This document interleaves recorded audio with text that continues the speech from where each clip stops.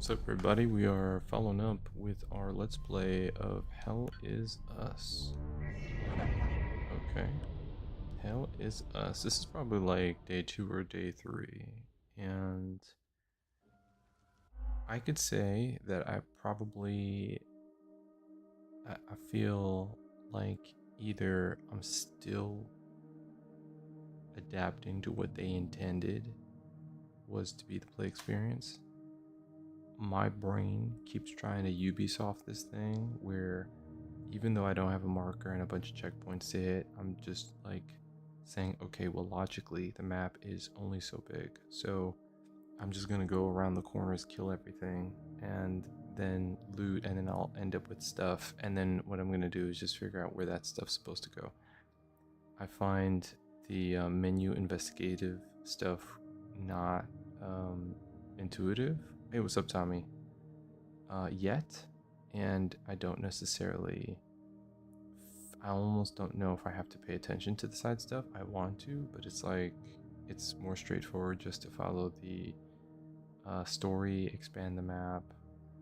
I'm not sure. I don't even know if I'll be backtracking.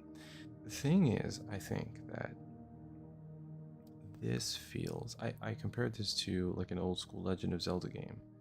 Back in the day, uh, those games also had a lot going on. Those the really classic Metroidvania style games. And the way I was still pretty young when the like those Nintendo and Super Nintendo versions of like the Legend of Zelda series were coming out. And I remember feeling obscure about those. Like I didn't really adapt to that freedom to imagine what I thought about it back then still being over my head was that there was a certain amount of notes you had to keep in your head, a certain amount of freedom in the game, and a certain amount of just persistence that you needed uh, to piece it all together. And I never, that's the way it came off to me, you know. Um, I'm, I'm talking about between like 5 and 10 years old. It's just like, how are you going to put all those maps together? It seems like a lot of area to explore. Oh, this piece goes to that thing. How do you know? And I think part of the writing and the game design back then um, extrapolated the experience of like text-based adventures or adventure or like game design where you're in a room and you have to put together what's supposed to happen, and they swapped out you know like the existence of the brush over here, the piece of gum over there, and a door that has to be unlocked and whatever, almost like an escape the room type vibe. They took the elements of that text-based, logic-based game design and they fitted it into the mysteries and side quests of this game, where you're getting more of the experience if you're allowing yourself to embrace the game holistically. But it is different. It is different than so much of the mainstream game design out there that is more streamlined and you could say user friendly, or perhaps innately handicapped towards folks with less patience, or dare I say less cognitive appetite, um, that that it feels like an acquired taste. Game is pretty enough, and there's some story that it's trying to tackle. I don't know if it's meshing well with the game's systems in terms of the puzzle design or combat, but I do think that ultimately I can't I can't knock it. I don't knock games anyways. I don't like I'll criticize them, but I won't knock them because I have a high degree of respect for uh you know artists and studios that ship games. We could laugh at them. We could say they're not very good. We could criticize them. We can, like on the negative if we have to say something. But one thing is that a lot of these games end up being something to somebody. The same game that I might criticize today, I'll run into a buddy tomorrow and be like, "Yo, that game is so tight. I really like this and this," and they're just living in that world, and that wouldn't have happened for that person if the game didn't exist. So, I just want to be clear that I'm no judge. Um, and like most people, we aren't expert critics. We have opinions. We share them for the sake of sharing them, like walking into a GameStop and talking with your favorite uh, cashier, your sales associate who shoots the shit with you over all the games that you play. It's just like that. That's the vibe. So, if you're watching this playthrough because you're thinking about picking up the game, I would say that the feel is distinct. And you come away from the PlayStation across days feeling like, yeah, that does feel different. It feels different. You know, this music will put your ass to sleep. I think it's called like, I don't know if it's called like isochronic. There's a certain collection of music right up there with Gregorian chants that will mellow your ass out. Remember, I'm sleepy, stay-home dad. Okay, I should have. That wasn't the original intention for So Cosmo Weird. I had a whole other brand, but it's exactly what I find myself feeling playing this game. I think I'm in a new zone. Some environmental storytelling here. Somebody got buried.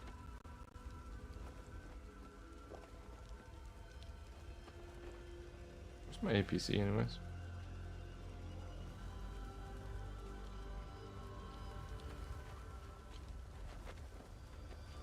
I could travel to the APC, but I think it's close by.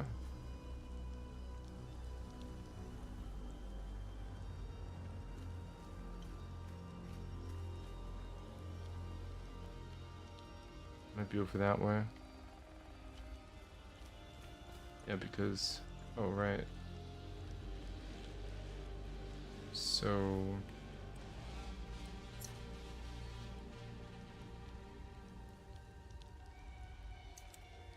I think... There was a spot northwest of the tree, northeast of the tree.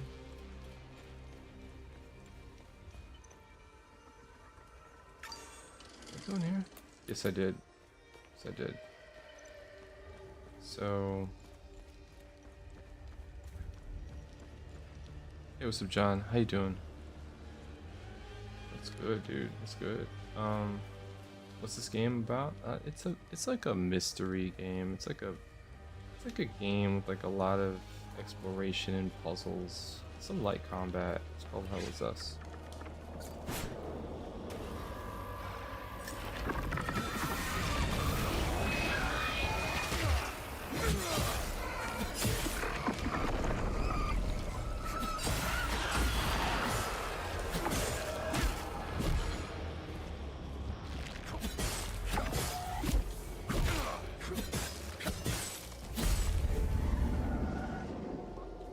God.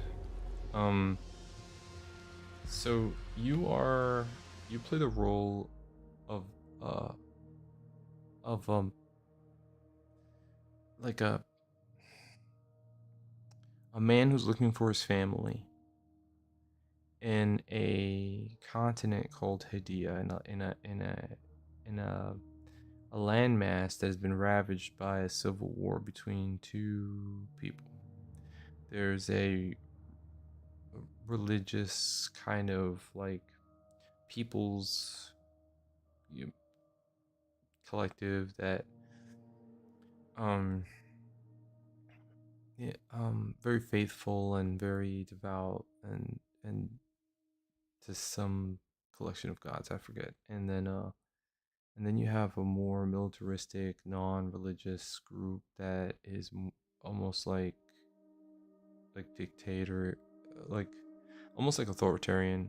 It seems like, and they've come in and they've been they've been fighting for a long time, and they hate each other equally, and they've committed war atrocities against each other. And your character was in some sort of third faction from somewhere, part of a peacekeeping initiative, and so they have kind of like a neutral vibe. But your character has lost his parents in the zone and is trying to find them. Except that I think ultimately he fails because what's going on in between chapters of the game is that your character is in an interrogation room with a really weird and creepy looking dude who's asking him about his time in this land. So you're sort of playing in the flashback. That's like the bulk of the game, you know. And then the cutscenes kind of show a little bit more of that conversation. So I am roaming the landscape, essentially progressing the main story.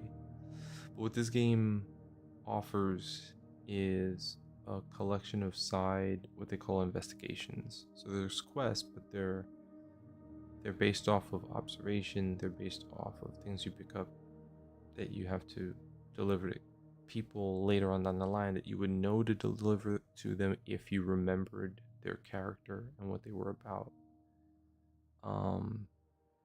And that I think that has a chance to give you rewards later on. I don't know exactly how. So there's some things I'm still figuring out about this game in terms of its combat stuff, its puzzle stuff.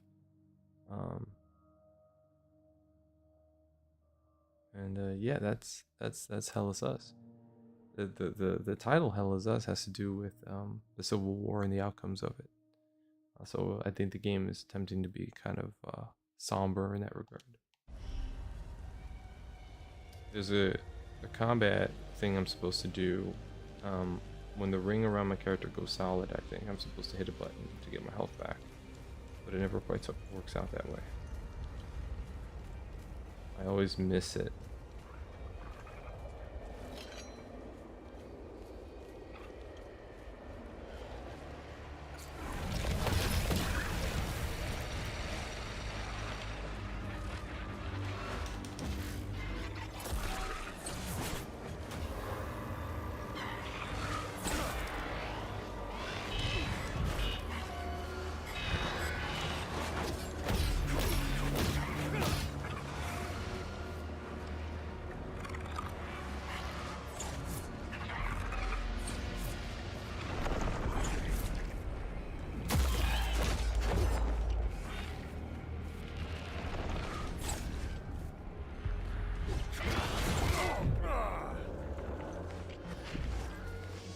That?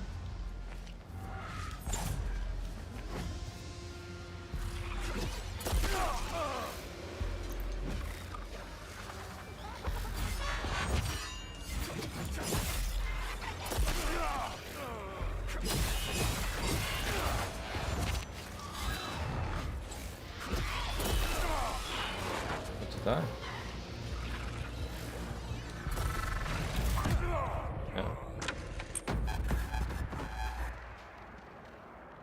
There's a system where you can use your drone to help you, and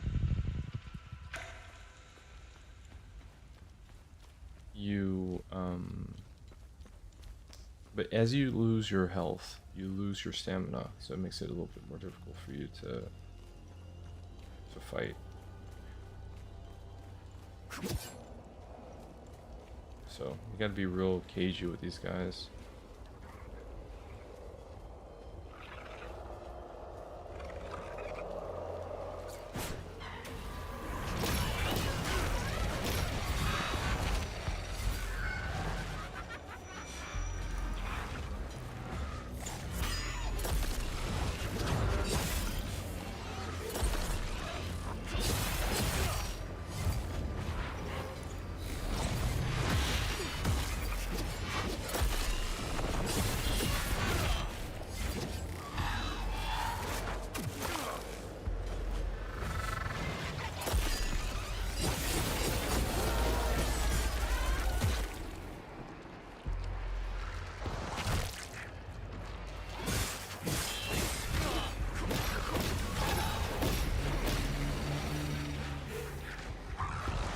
What's up?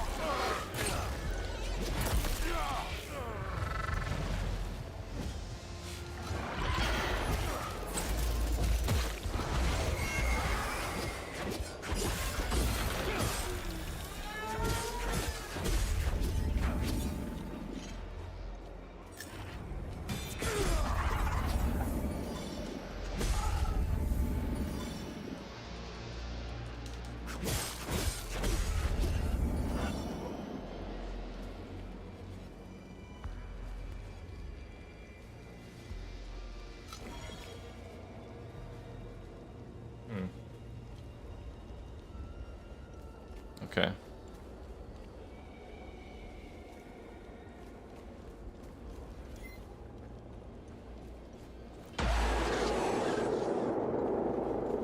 What's that sound? Too dangerous to enter. I have not done any of those sound loops yet, so I don't know what that's about. Okay, so that sort of worked. These maps are pretty big, I will say.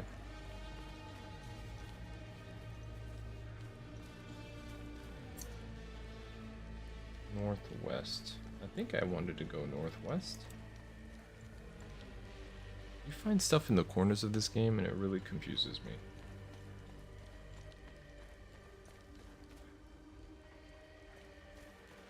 Look at that.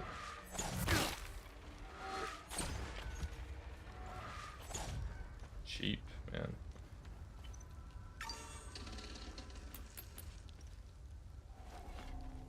I'm a journalist.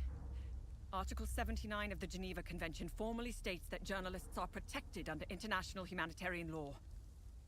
Not everywhere, unfortunately. Who are you? I'm Tanya Elva.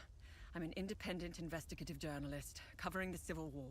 The Geneva Convention. That suggests that Haiti is on our planet? It's weird.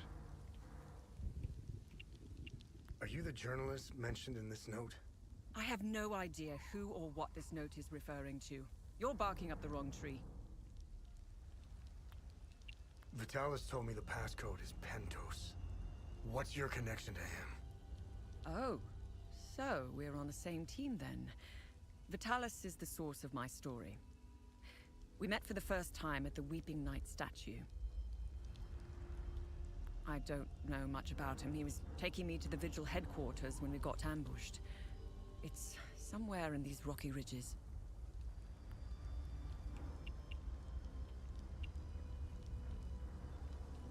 What do you know about their headquarters? They call it the Watcher's Nest. To get there, Vitalis said we must follow the path with all the tombstones and obelisks just west of here. Vitalis described the entrance as a doorway etched into solid rock. He mentioned a windmill above it on the cliff. You need 2 keys to open the door. Vitalis gave me one during the ambush. Please, take it. Find Agatha. She has the other one.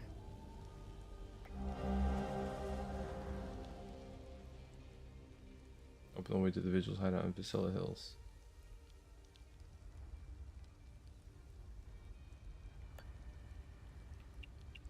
Where's Agatha? We escaped the ambush together and headed into the rocky ridges. The enemy was following us. Agatha and I split up in the path with all the mining carts, and she made sure they followed her. Head back to where the path splits. I went left, and Agatha went right. That was the last time I saw her. I hope she's all right. I won't be joining you. My old injuries are acting up. I will only slow you down. I can see your APC from here. I'll head there and wait for you. So you are the journalist mentioned in this note? Yes, I am. In my defense, you are dressed like the enemy. I was just covering my arse. Okie dokie. Are these milk bottles? I don't know where they go. Okay. So, west. West is over there.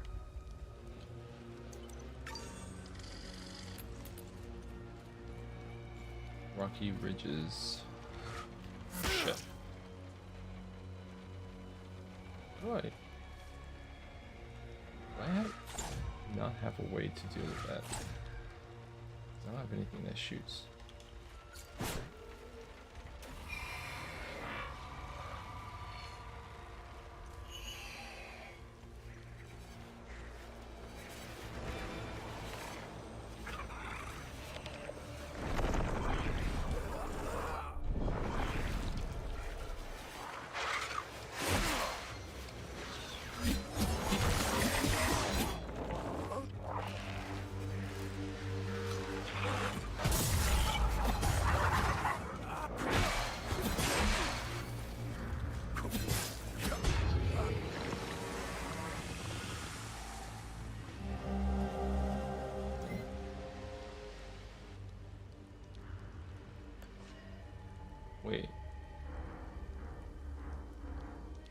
Oh, I picked that up so quick. I don't even know what I picked up.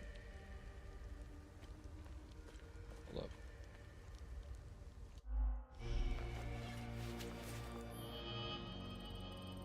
Okay, so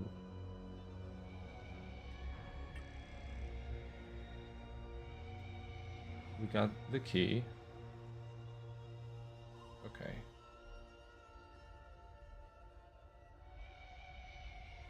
So I have both keys. Okay.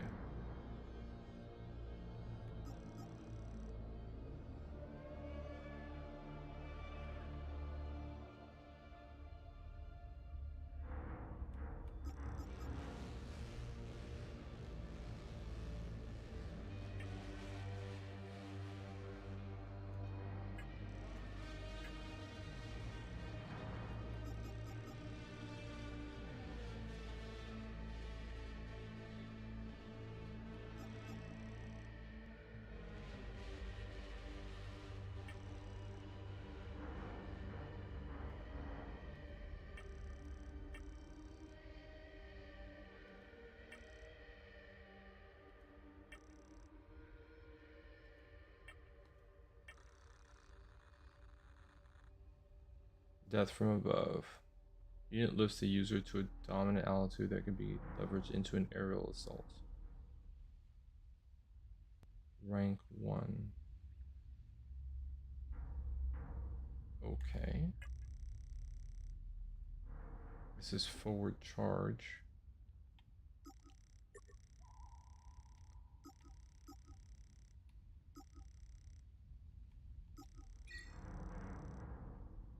Okay, interesting.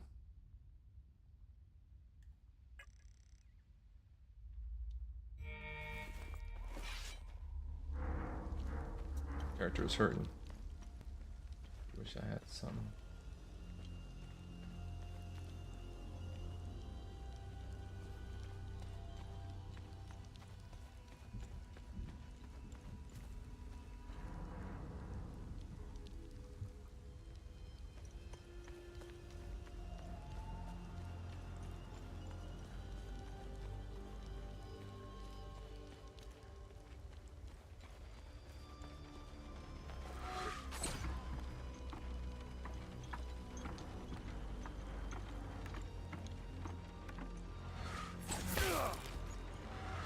Shit.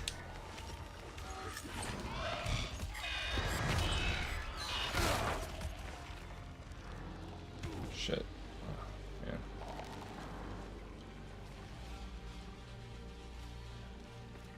I gotta get that guy.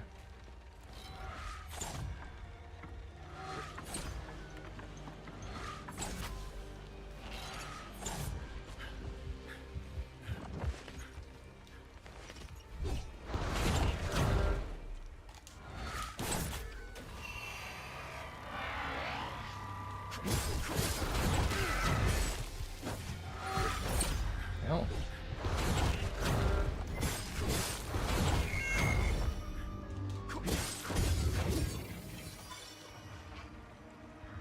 Alright, assholes. Okay. Hold up.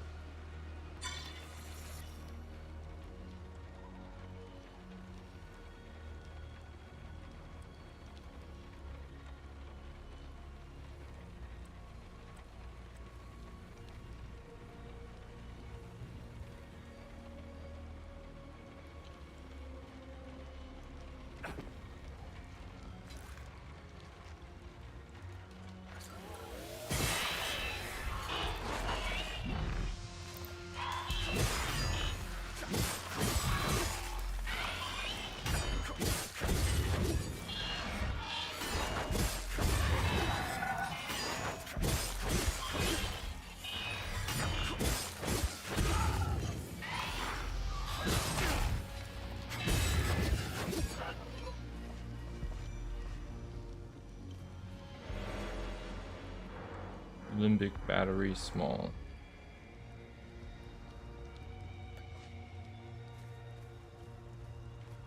I think I gotta go down in this mine. Okay, so there's that. And then of course I can go up the hills if I want.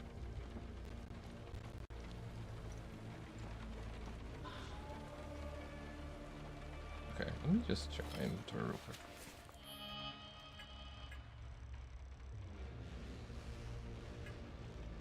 So I have medkits, drone bypass,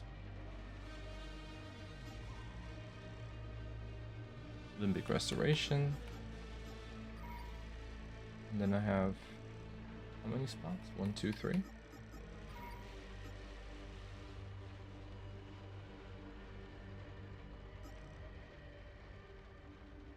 And I have specific resistance.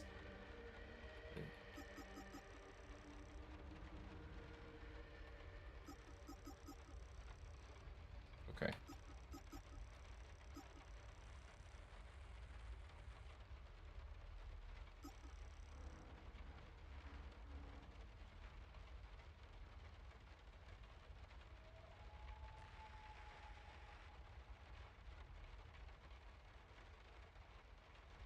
So one is over time.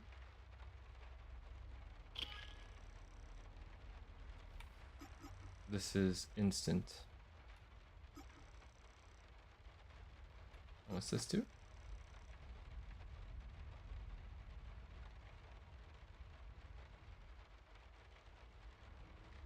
Oh, so if my health is slow, or rather low, and my stamina is low, then I can use this to keep me topped off. Okay, gotta keep. I just gotta remember how these things work. Okay, there's a bit of a Souls vibe to this, and even though its systems are very different than the Souls game, the slow burn aspect of it, the drip fed story, and the items that you have to pay attention to. I mean, there's a lot of that in here. Yeah. Alright. Oh my.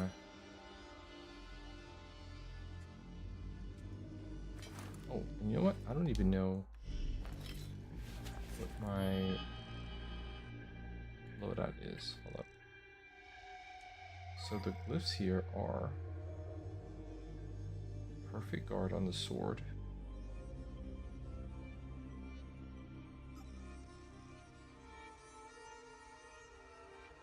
a lasso,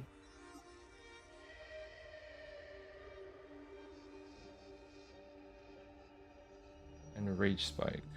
And then I also have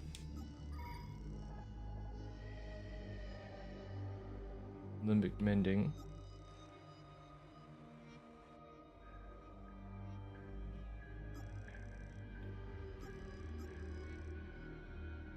stun,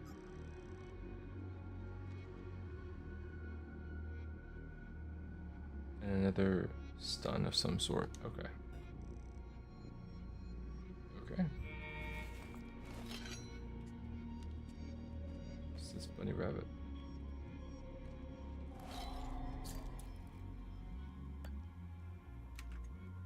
Doesn't fit.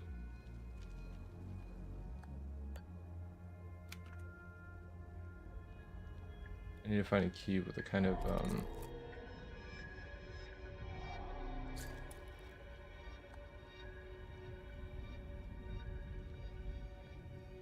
like a pickaxe. Find the pickaxe key.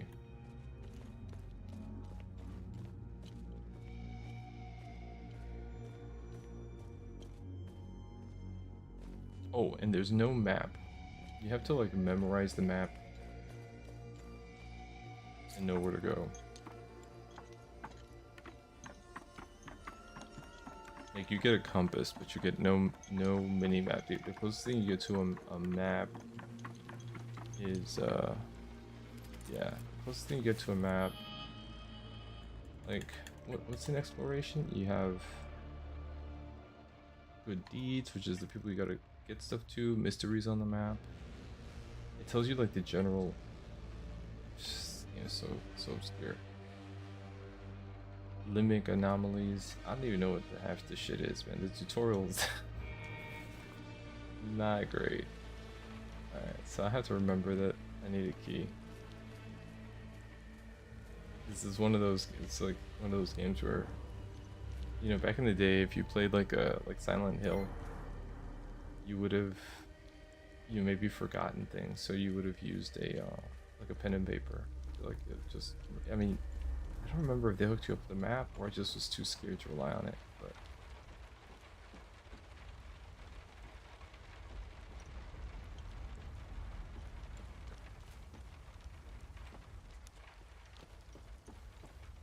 There's some games back in the day where you actually had to take notes.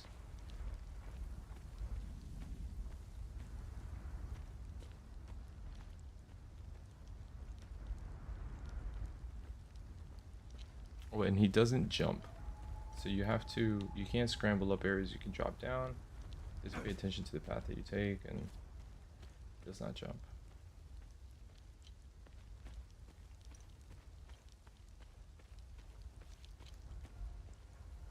Another mine.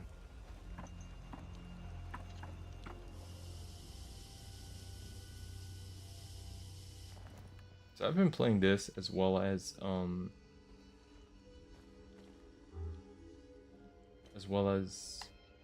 Chronos, the New Dawn, and it's interesting. Both these games kind of deal with some similar themes.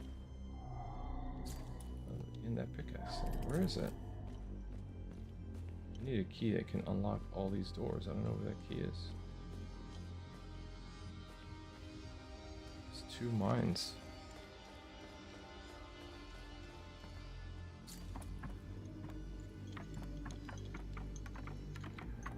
Yeah. At the end of this month, I'm looking at God, what else? I think I'm interested in playing Ghost of Yotai, the Ghost of Tsushima sequel, and Silent Hill F. We'll see. See how far I get in these games. Oh, hello.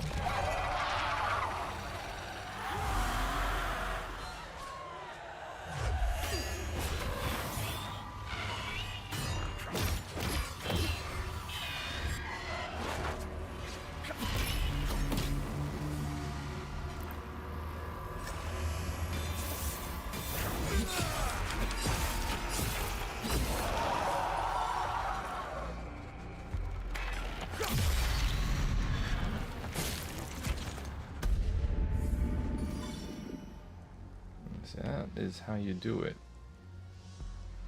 Much simpler. You know, upgrade to PS5? Mm-hmm. Yeah, man, it's a lot. It's a lot.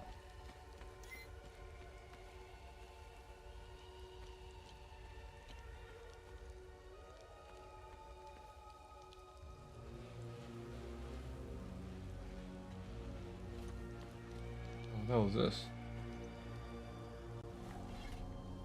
Listen, I don't want any trouble. I'm just looking for supplies. Who are you? The name's Atticus. I escaped the Medini prison camp when the demons attacked. I should have died there. Looks like Setharus had other plans for me. The Ghost of Tsushima raids? The multiplayer, yeah. Legends of, is it Legends? Yeah, that was great. I don't have the PS Plus. I wish I did just for that, but you know, at some point keeping both Xbox Live and PS Plus was like too much. But yeah, man, Legends was tight, man. It's so smart. If I think that I will be serious into it, I might, you know, like 1 month at a time or something like that while I'm playing it, I might get back into it. I joined up with some refugees. We have a camp close by. The path to reach it is behind the giant stone serpent. Head north from here. You should find it. These people need me.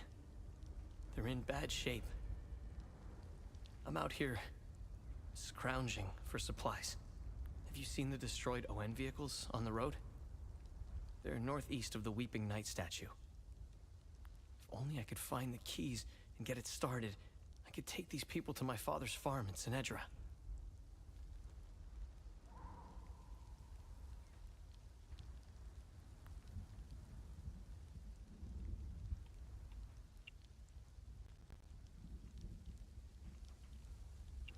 think I met your father. He's Ernest Cadell, right? Yes, he's my father. I'm glad to know he's alive and well. This makes me want to get back home even more. Did you see a strange door somewhere around here? I saw a large door carved into the rock. Head back on this path and turn left. Continue on the path, and the door will be on your right. Careful, though. There's a huge demon lurking in front. When I saw it, I turned back real quick. It doesn't look like it, but Hadia was beautiful and peaceful. It changed so quickly. I first noticed it on campus at Los Angeles University. History lessons were modified to suit new narratives. The line drawn in the sand by facts was fading under the waves of Sabinian nationalism. New campus groups and fraternities were formed and engaged in intimidation campaigns against Palamist students. Some of us stood firm, but most ended up leaving. It was so hard for me. My parents had spent their hard-earned money to send me to university. I was the only one in the family who had been given this chance. Deep down, I always believed that it would stop, that people would eventually come to their senses. Then I noticed that this was happening all over the country. By the time my hope had faded, civil war erupted. When the war erupted, I was still in Los Angeles, in the heart of the Lion's Den. I gathered what supplies I had and left for the Astarian-Umbrahan border. I needed to get home, to get to my family. What usually took a few hours on a road trip was turning into a logistical nightmare. Couldn't drive, take the bus, or train. Sabinian soldiers were patrolling back roads, streets, stations, you name it. On the way, I did things. Things I'm not proud of. I stole from people who were more desperate than I was. I refused to help others in need. I truly failed as a Palamist. After months of hiding, looting, stealing, and running, I finally arrived on the outskirts of the Umbrahan border. I sought refuge in a barn. I was exhausted and hungry. The farmer woke me. I was initially terrified, but he was holding a plate of food. He handed it to me and I devoured it.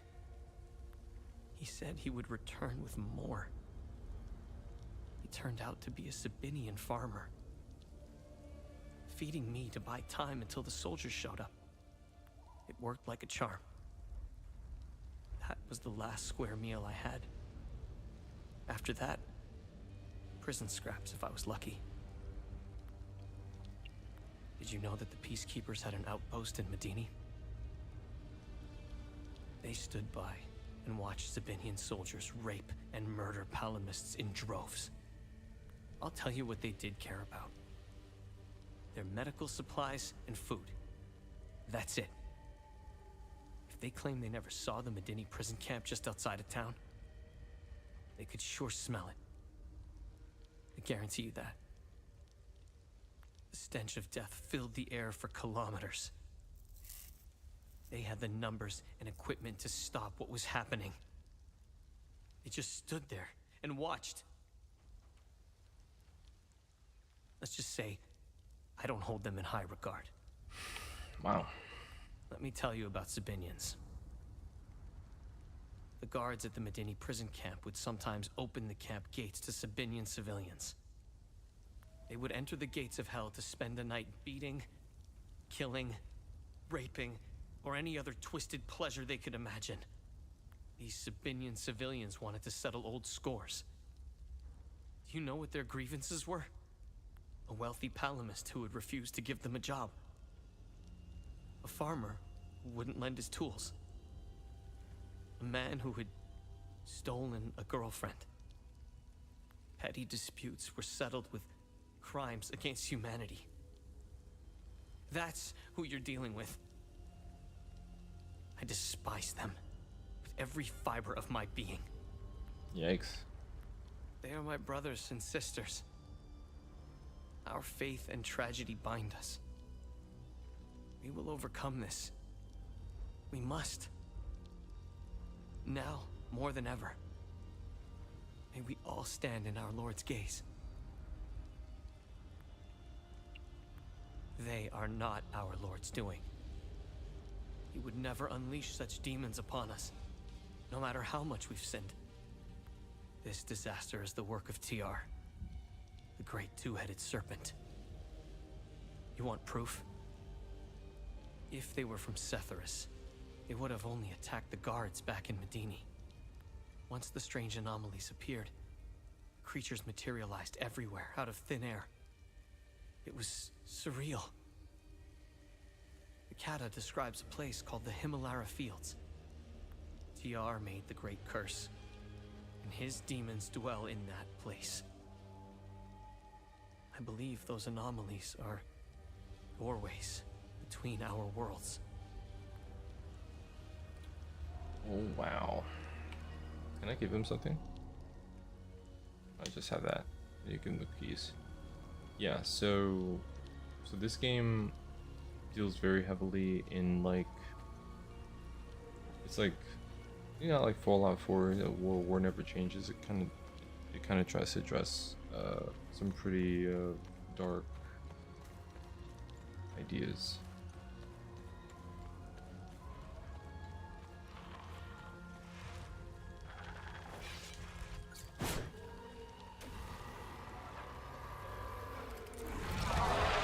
Ooh.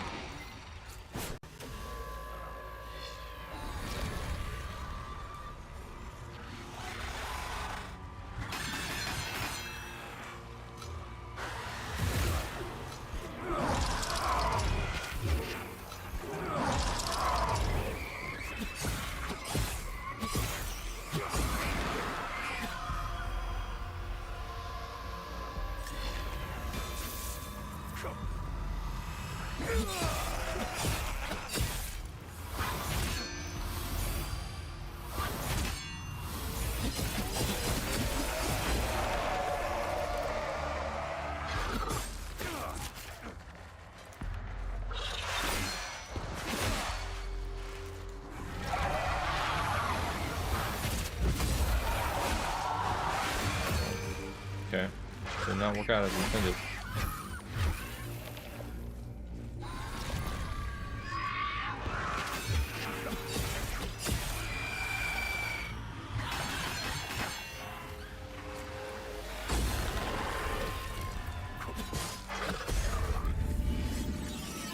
Level up, thank you. Okay. Uh-huh.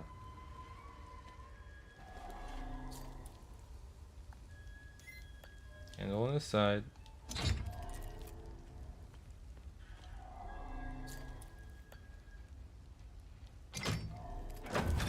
Okay.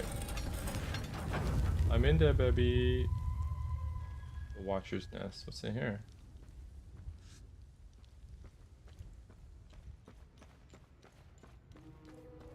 Oh, you know what? I should probably, that's the immediate one. That's the override.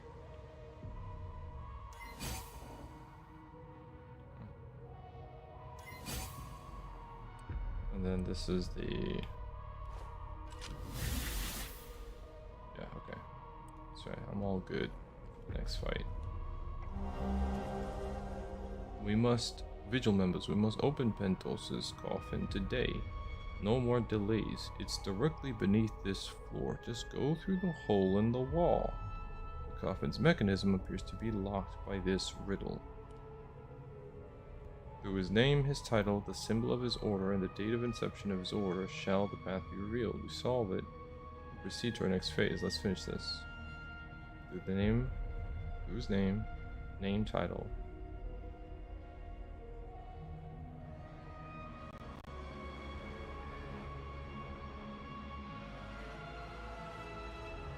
Symbol inception, name, title, symbol inception.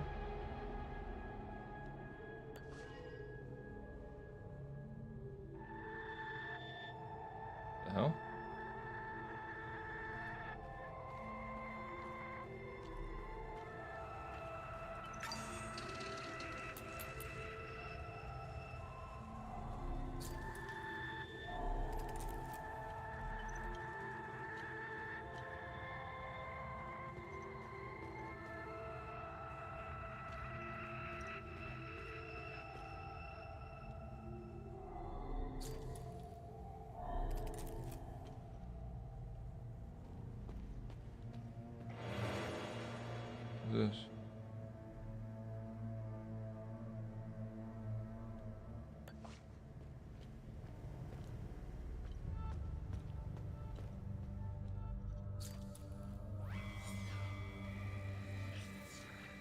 Rosa.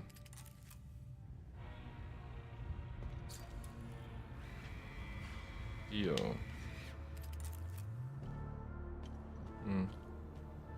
What's this?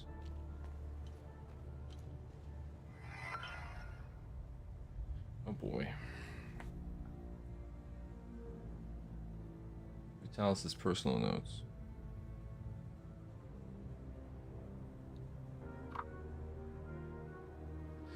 The discoveries we came upon within the Umai caves were nothing short of astounding. How those discoveries led us here is truly fortuitous. Never would I have imagined standing in such a hallowed, storied place. Brother Damien was adamant about bringing the old dusty cave into the modern age. As much as I begrudge these newfangled computers, I will consider that work ahead of his monumental. There are several lifetimes worth of scrolls and manuscripts stored here, and a more efficient method of record keeping will be great value. I have more information about this keystone.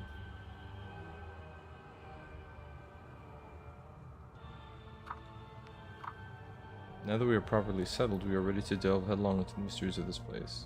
Gildas has set his sights on translating the many instances of ancient texts we have found throughout, concentrating on the strange flower-shaped grooves inlaid in the walls. There are 8 such grooves in the entrance hall, each accompanied by a symbol displayed prominently on a wooden shield. I believe these 8 are part of a set. Agatha has a keen eye for iconography, interpreting the possible meanings of these symbols.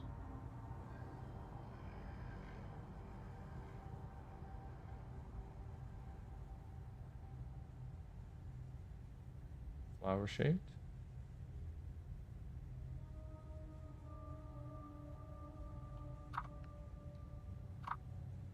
I've recently turned my attention to this set of 3 flower shaped grooves in the corridor. Each is overlooked by a large metallic aegis, bearing a strikingly well preserved coat of arms. Of these, I can only recognize our own, that of the Vigil. Gildas assures me that he has seen the others before. He will attempt to track down the provenance. Record his findings on the whiteboard. It's clear now that the grooves on both sides of the armor rack are meaningless. We're done wasting time on them. It is very likely the grooves flanking the old banner are part of the solution. It is noted that several dates for each side of the whiteboard. Through countless hours of study, Gildas has managed to piece together a rudimentary translation key for the ancient language. Though through it we have now discovered that this place was named the Watcher's Nest. Quite fitting moniker, I must say. More importantly, we have translated the text accompanying the 4 flower-shaped grooves in the alcoves adjoining the main room. The text are simply a collection of names. Electo Alge de Orosa.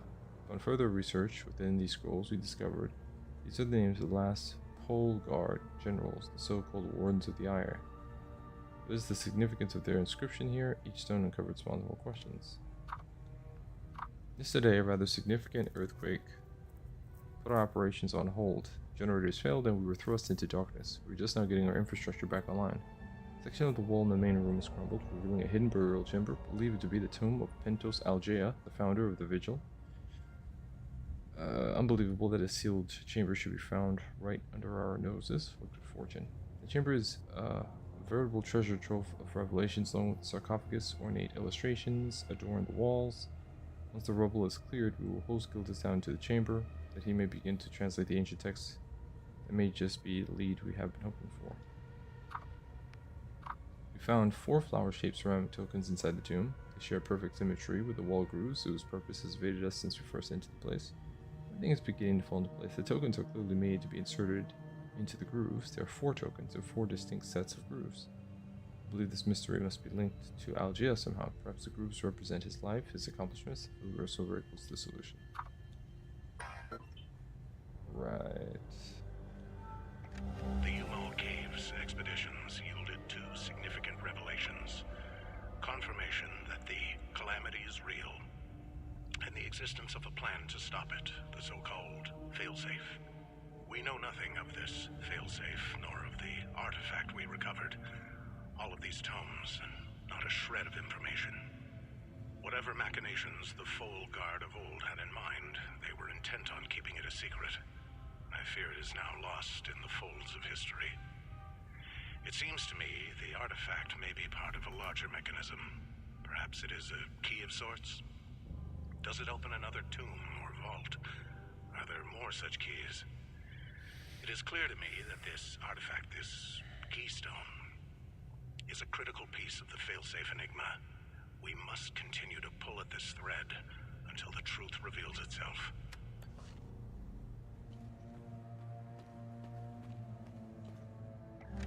The revelation that we may have a traitor in our ranks weighs heavily on me. Our vows are sacrosanct. How could one betray the Order at a moment such as this? I harbor a growing suspicion, an insidious notion that is slowly taking root. Harrowing, if accurate. It chills me to the bone. I cannot inform the others until I have arrived at certainty without doubt. The risk of exposure is too great. What would she possibly have to gain? I pray that I am mistaken. The consequences would be disastrous. Likely the end of the vigil as we know it. Okay.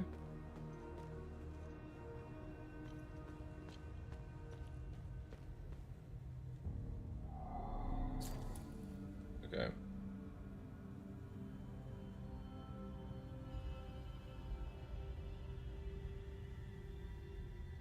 What was it? It was like...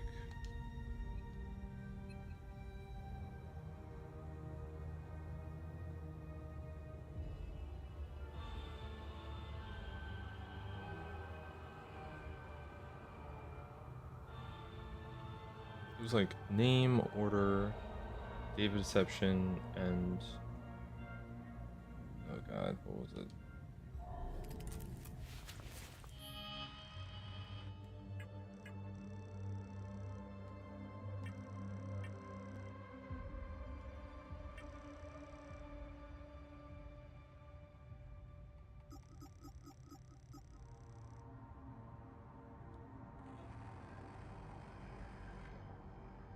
Name, title, symbol, date.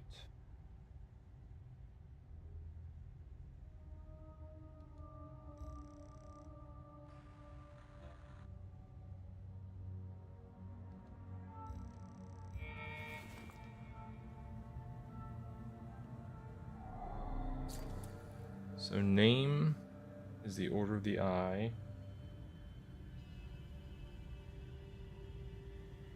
No. It's Aegis. And then there was a title that he held.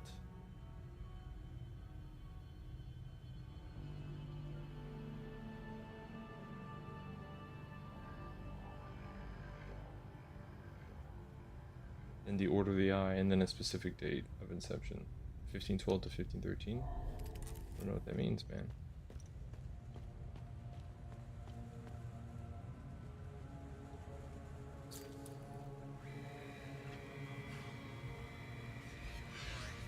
Helman Quaff. He was the first of the vigil.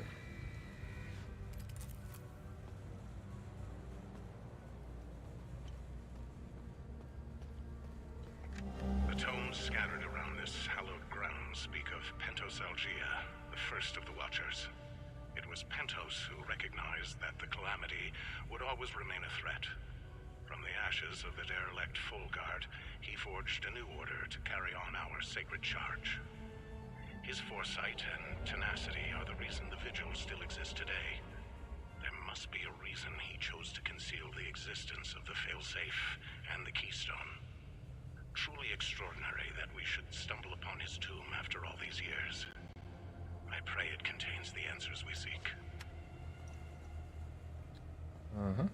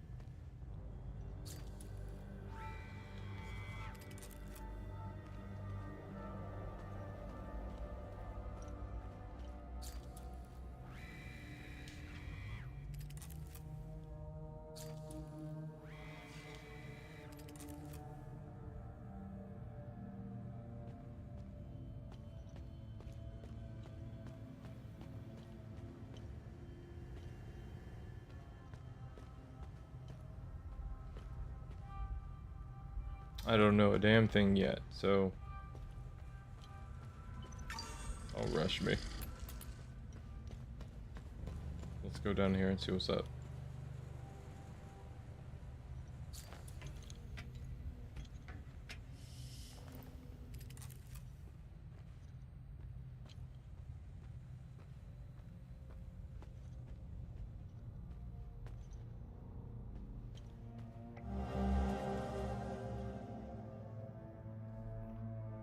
Got the ceramic flower.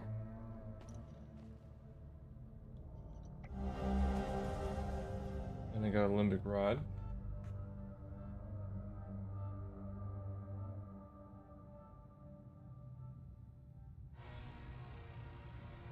To the doorway of the dark forest south.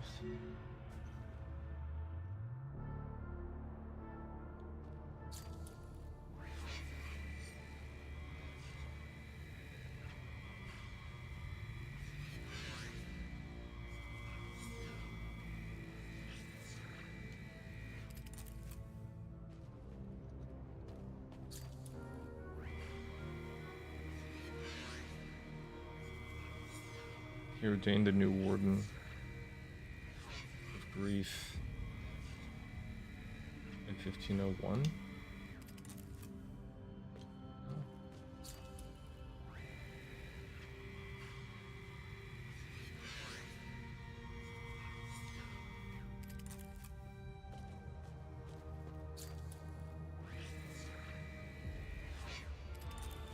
And of ecstasy and vigilance.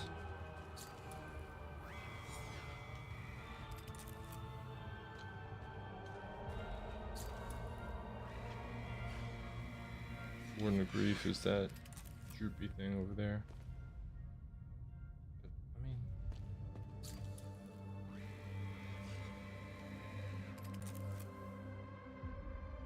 oh, he was the warden of grief.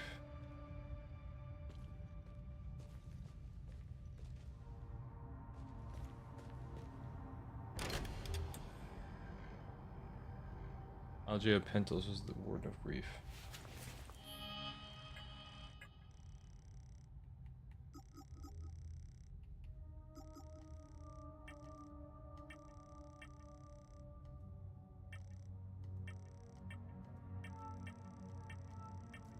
Where's this thing?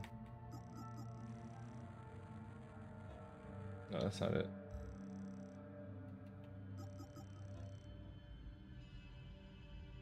Algeus Pentos, Warden of Grief, symbol of his order, and the date of inception of his order.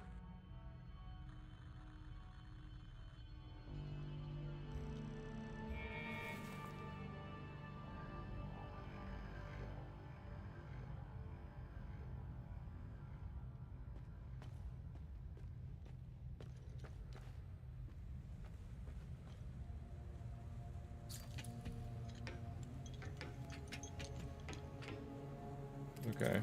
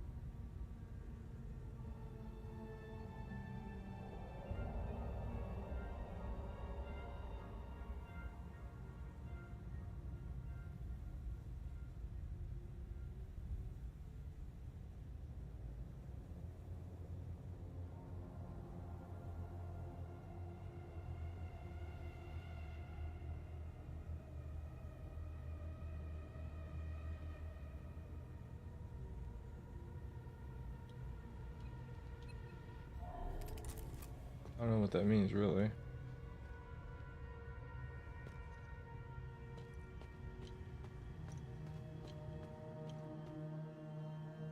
Is that the symbol of his order? But what's...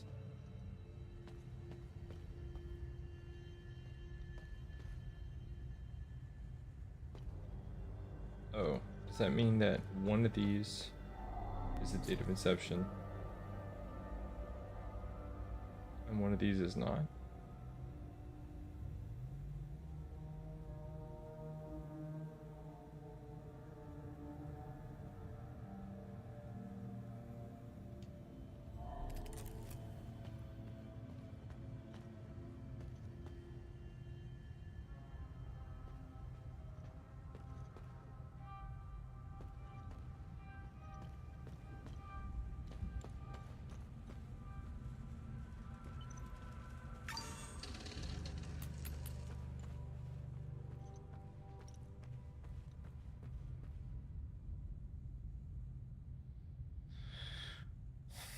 Well, it looks like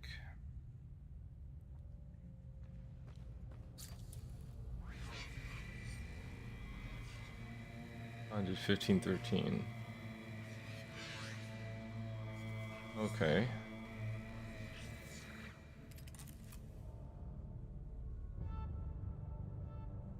So that's a symbol.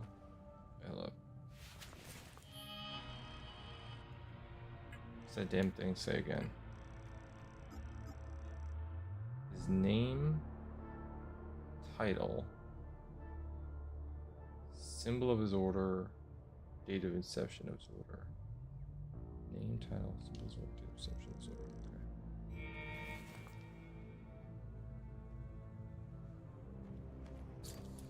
Okay.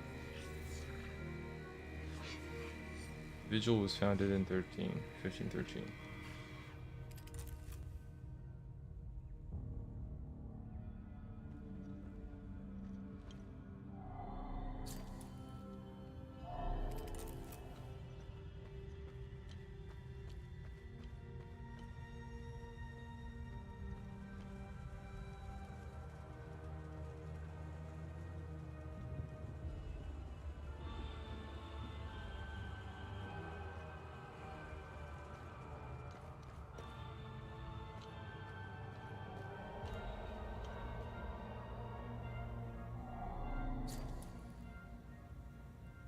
Vigil was a candle. 1513. So, Pentos.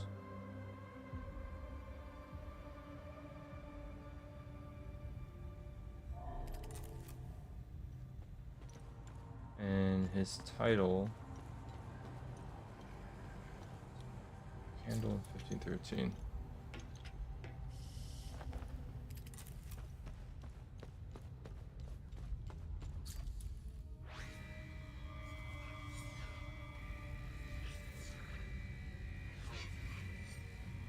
The Warden of Grief.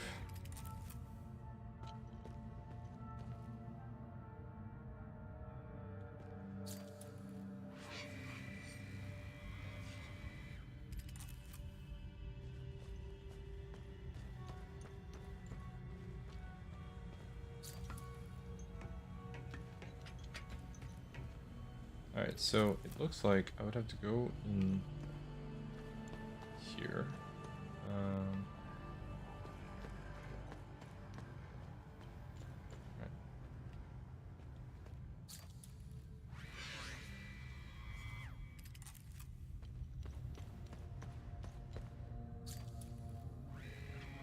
So Algia is here. So that's Algia. That's the name.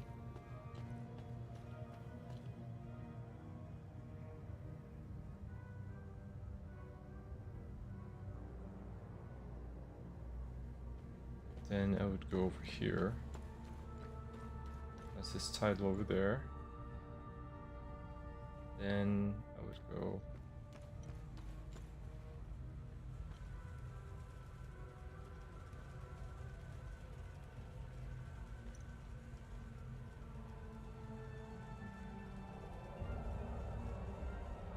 symbol of his order, and then the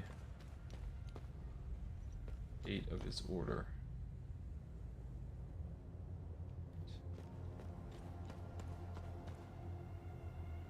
Yeah, I think so.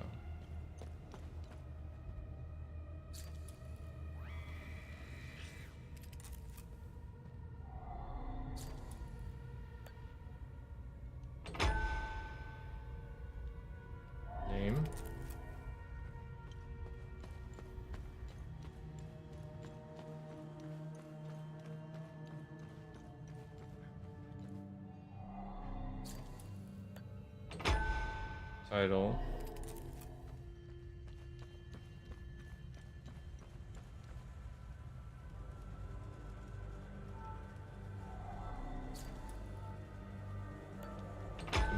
Of his order and the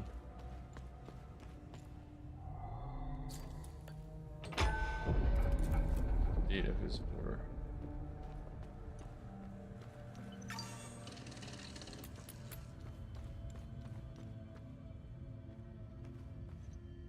Okay. So I think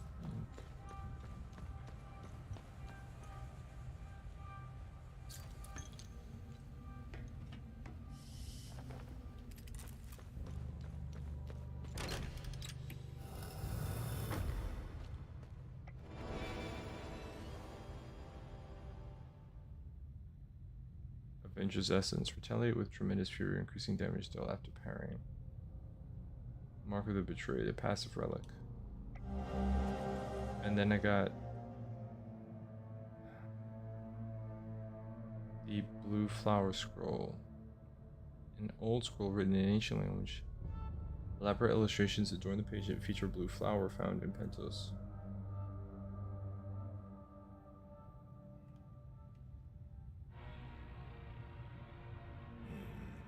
I'm sorry? It's a usable item.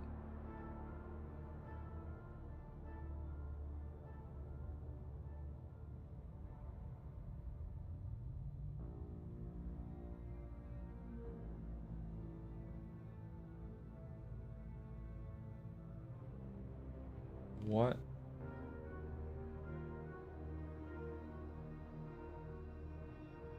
The key goes into the middle slot, and then I get a blue flower. What the hell does it mean? And can be equipped in loadout tab.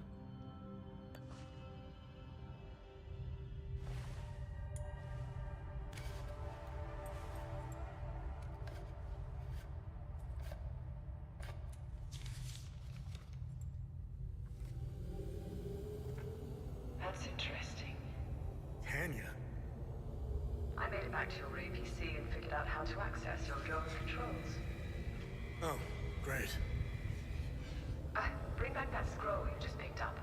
I found something in the APC that can help us.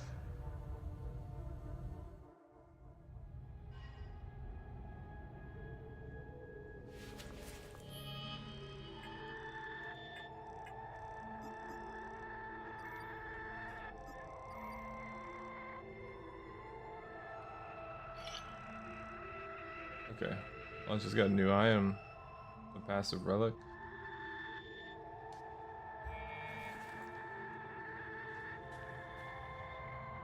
That's cool. We solved it. Distant toilet flushing. Off. Why would I be hearing a toilet flushing?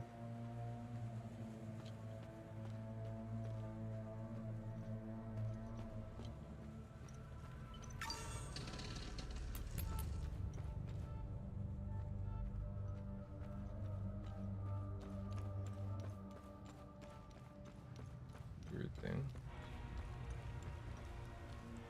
Just took a poop.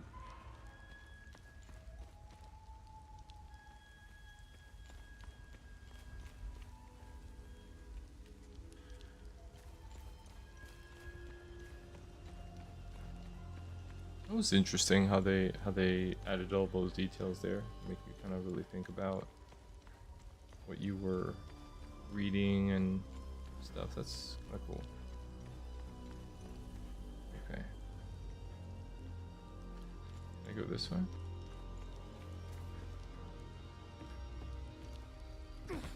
Gotta come back to that guy.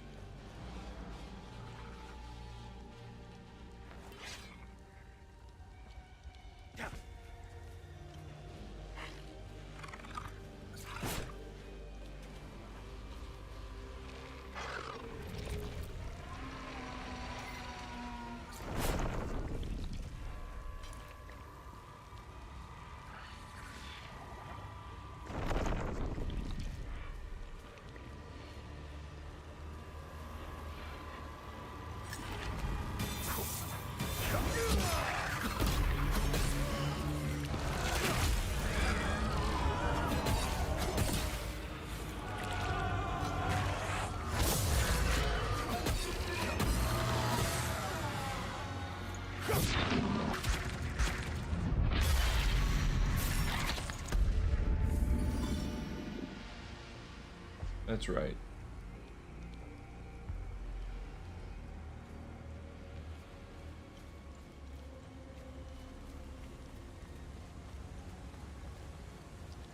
This weapon and the twin axes are the first two items that I've invested in, and I don't see the point in switching out in one playthrough. But they've given me a halberd, a greatsword, a like thing plus. Ow, man.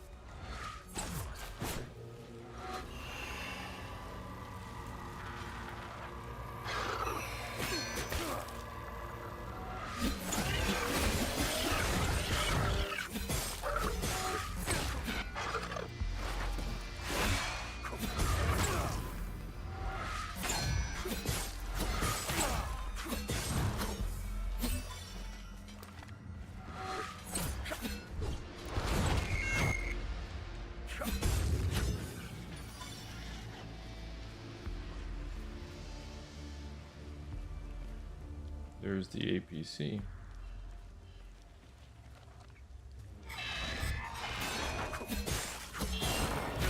Oh.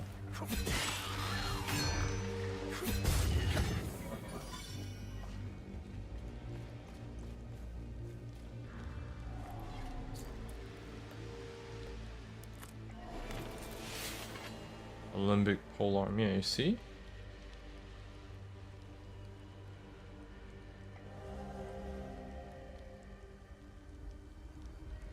Bronze medallion with a blue inlaid ceramic flower.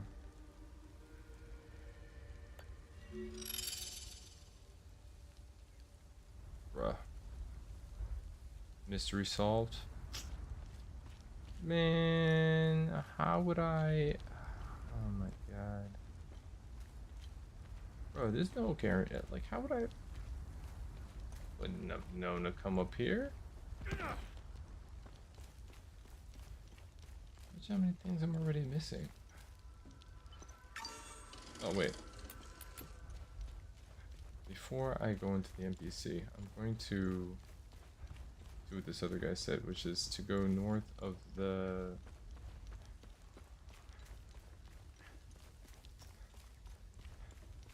landmark over here and look through the village in this zone.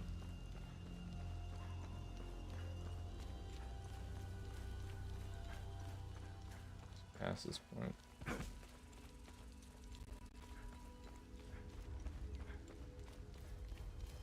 Here, I guess.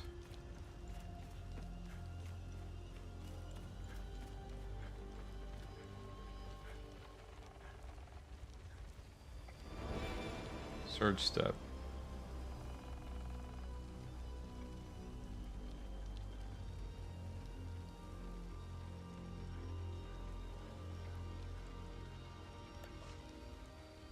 Okay.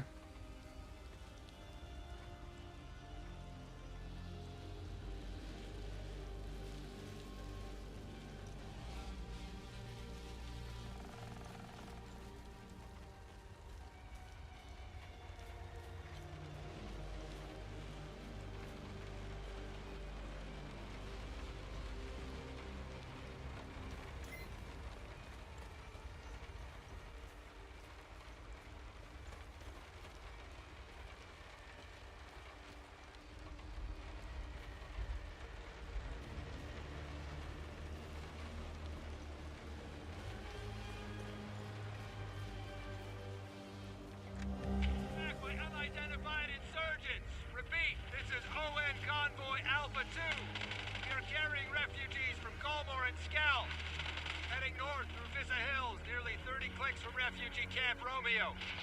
Repeat, we are under attack. Requesting immediate evac. Okay, well, that didn't work. The monsters got to him. Poor monsters. I mean, poor. My bad. Poor convoy. That's what I meant to say.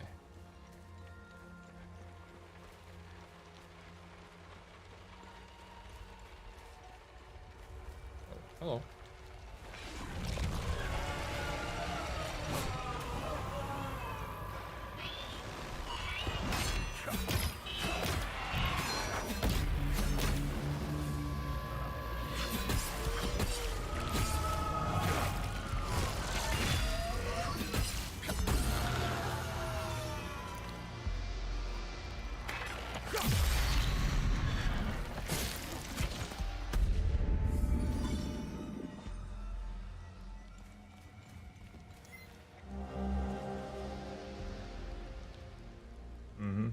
sheet music. Yeah, there's a guy in the previous zone who wants music for the base. Let me cool. Let me see.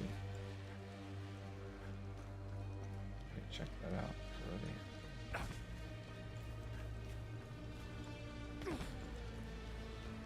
Is this it for the camp?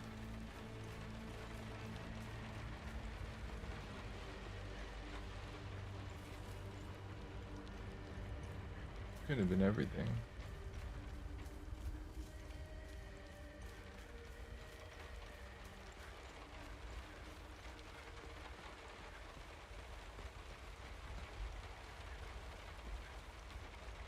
I feel like there were supplies that this guy wanted me to get.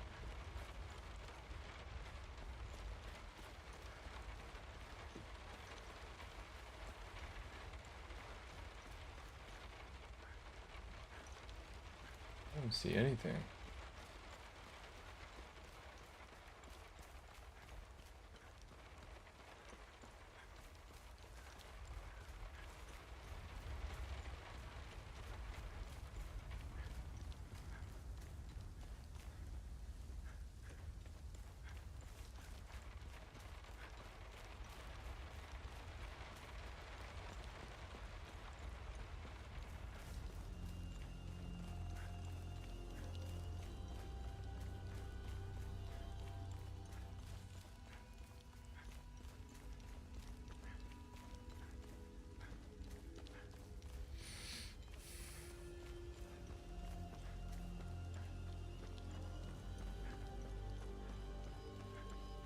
Okay. Oh my god. What the hell that took? Weird.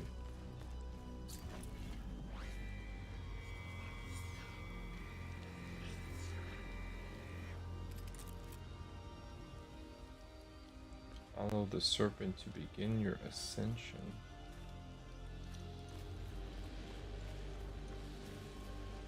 Did I do that mystery already?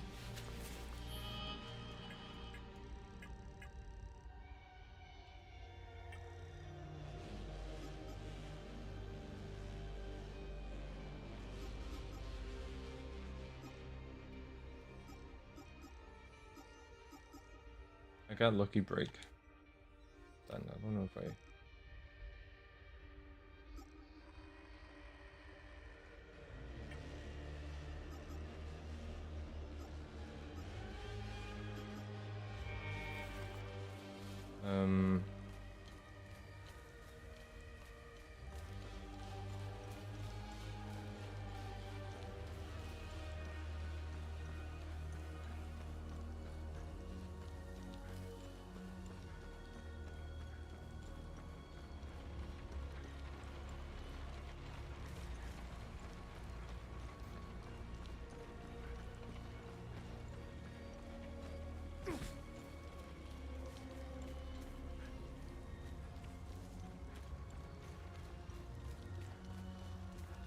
I'm gonna follow the serpent.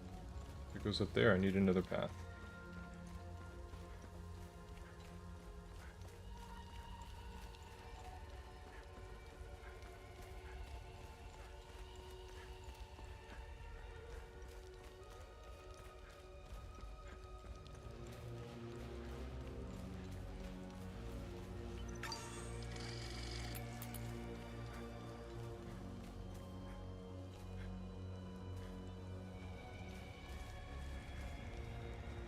Does it make sense?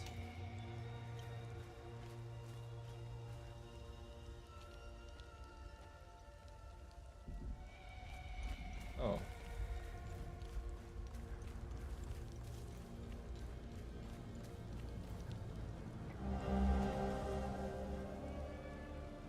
Diana calls.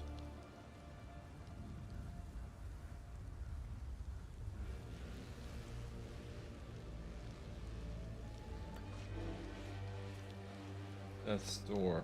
Have I met that woman looking for medication? I don't know.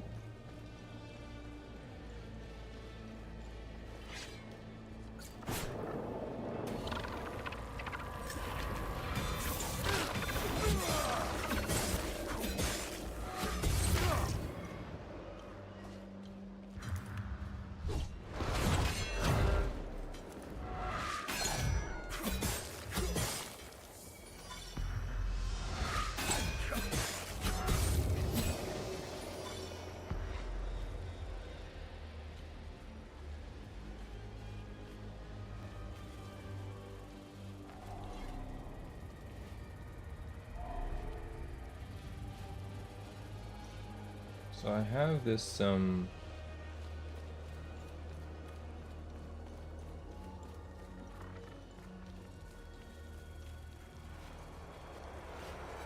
shit. Hello.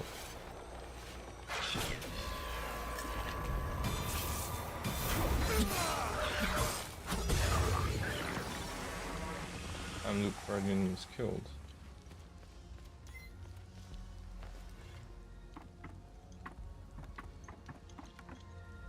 Hey, what's up, Justin? Oh, I was only live for like an hour. I was so tired, dude. I had like a long evening before that, and then I got on, I was beat. How you doing, man?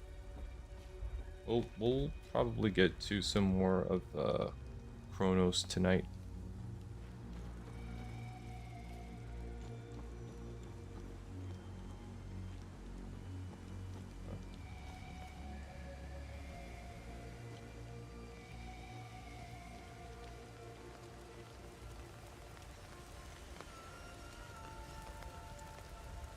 I don't know if it's the stress, the hunger, or the cold.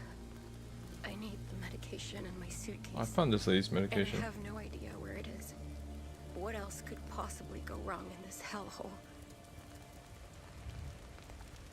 You found my medication? What a relief. I was starting to make peace with Zephyrus. You've saved my life. Thank you. I can't even fathom what would have become of my poor baby if something happened to me. I just need to rest for a little bit.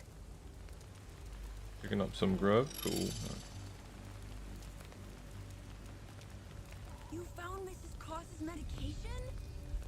I hope she'll start feeling better soon. I can't wait to tell Mr. Atticus. He was so worried about... Albin and I fled from Jova when we heard the Asterian army was approaching. We left everything, but Albin is really beside himself about it. We just couldn't risk it. Oh, my poor Max. I pray to Zephyrus that those Sabinian cretins haven't found. What is in here?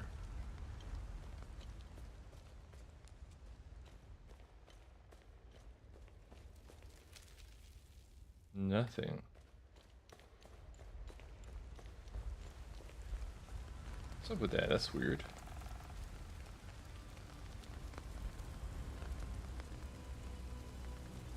Place is slow as hell. Oh, sorry to hear that, man.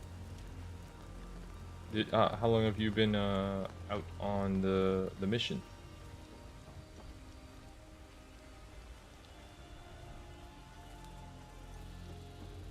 Like, did you just start your shift, or you been out for a minute? Oh shit, no! Oh, that was not as bad a fall as I thought. Oh god. Just ran off that cliff like a crazy person.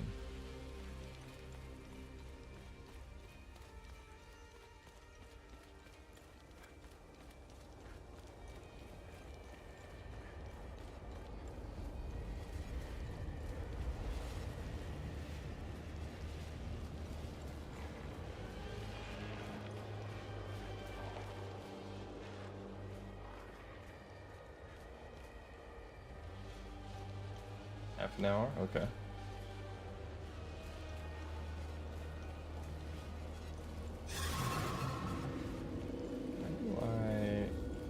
How do I get up there?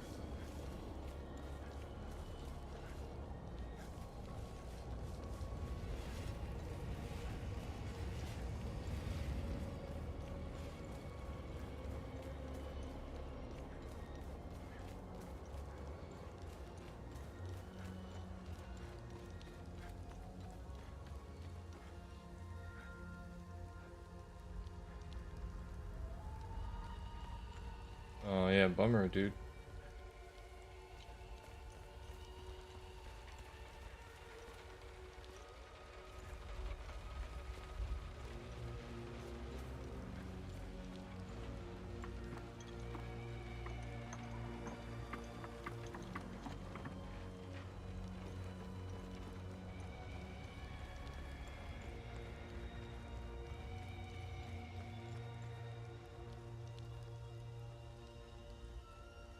do I get?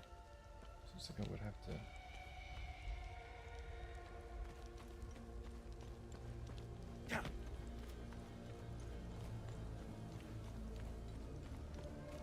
No, this is leading me in a completely different direction.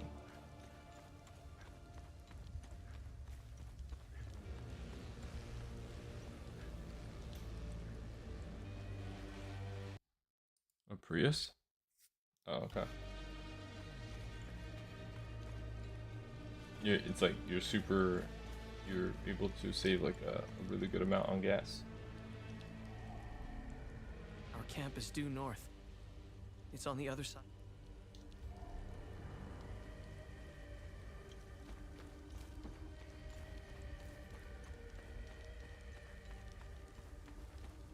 I went to the camp, and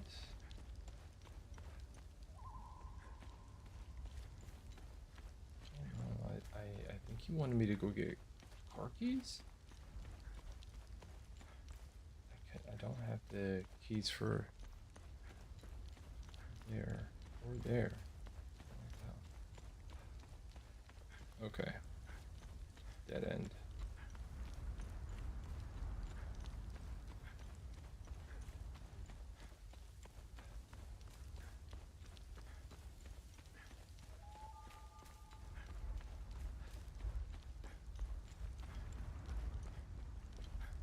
Alright, some things about this map I am still missing.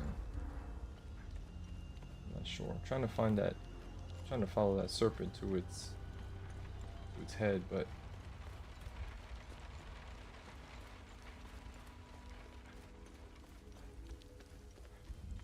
it's closed off to me. I don't know how to get up there.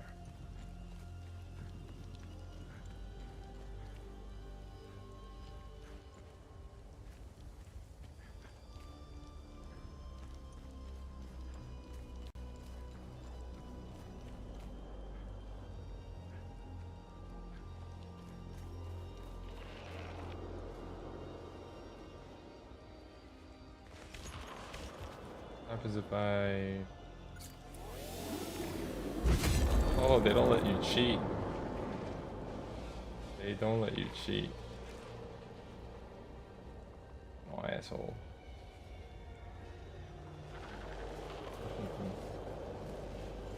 Alright, game. Let's see how it is.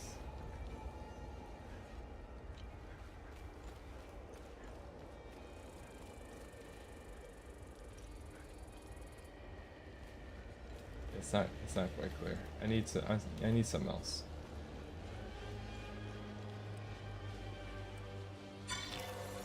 I didn't mean to do that.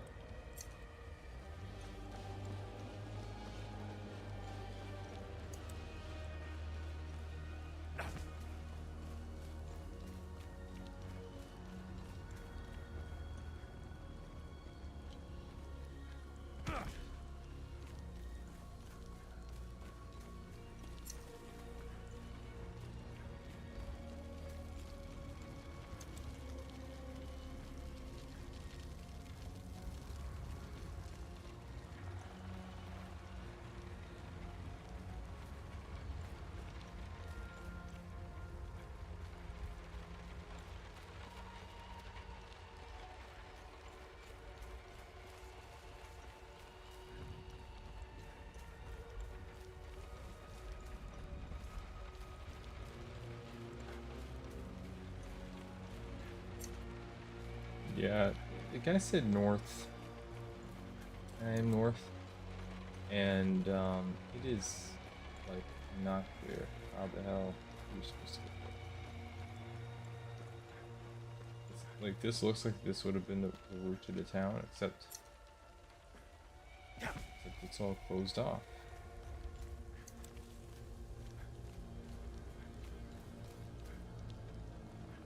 And yeah, I think I'm a little bit turned around. How the hell are you supposed to get north? I don't even remember how I got to those guys.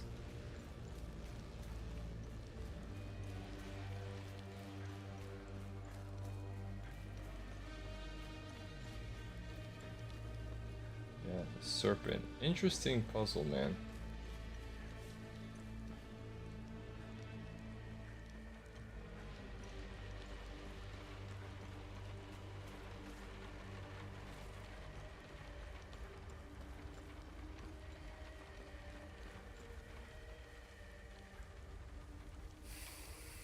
I might have to leave and come back later.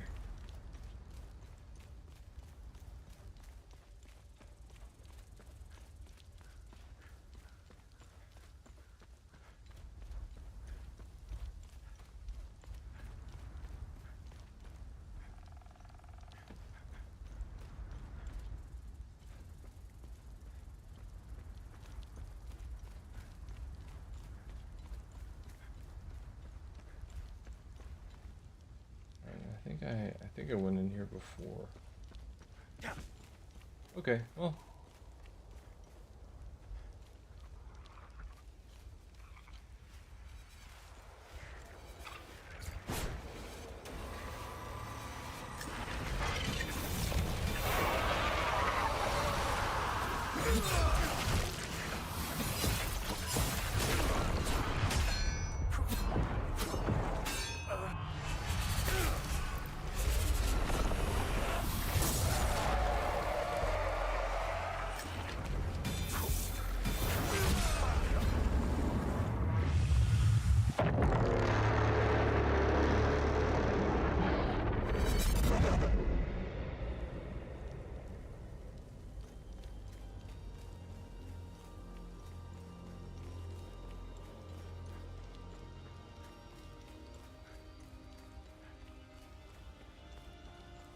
Does that allow me to fight the Time Loop Guardian? Like if I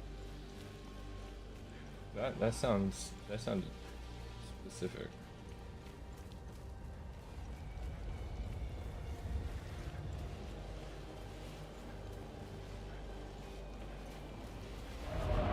Oh shit.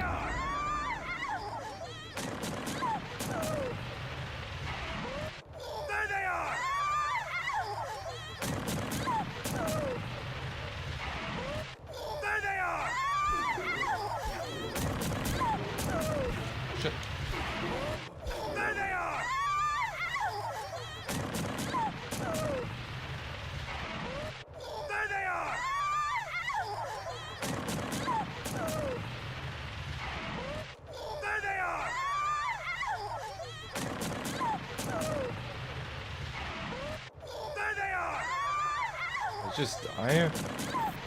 It's doing damage to me. What am I supposed to do? There they are! I don't have access to any of my abilities. There they are!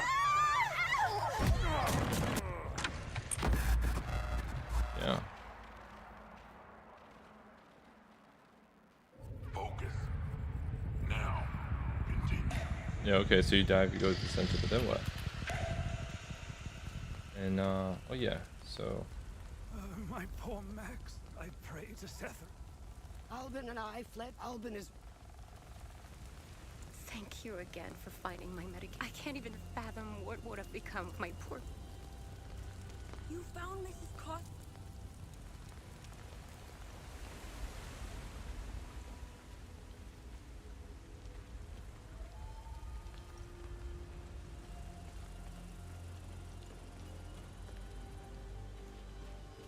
There's nothing here, and there's nothing in that cave. Like, did I, what's, oh shit. I did not see this.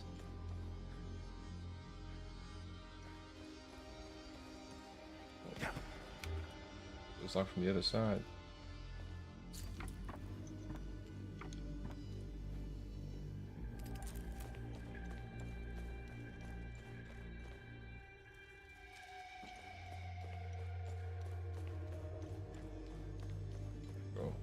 These caves have these little paths and they're hidden.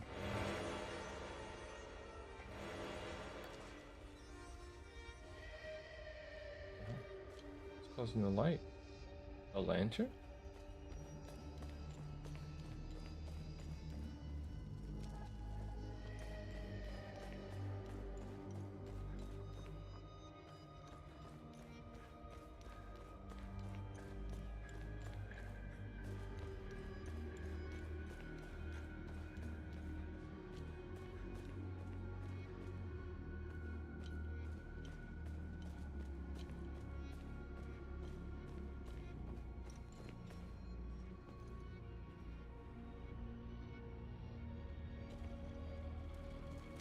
It's locked from the other side.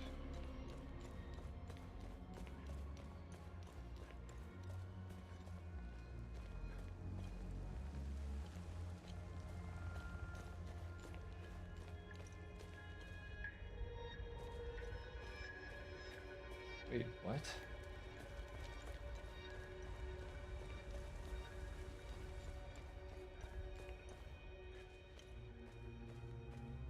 Oh my god, do I have to be, like, how paranoid do I have to be? This is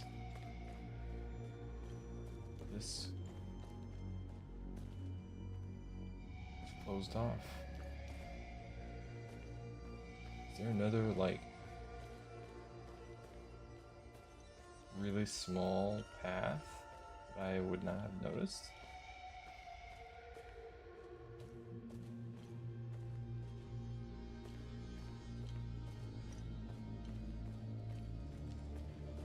Obviously not this way.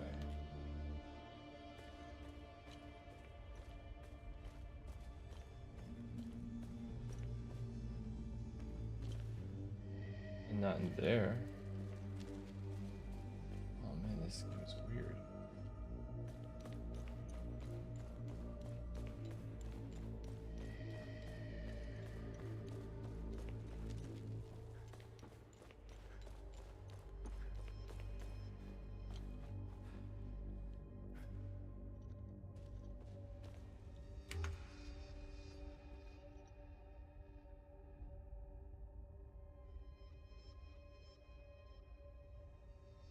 There's enemies in here.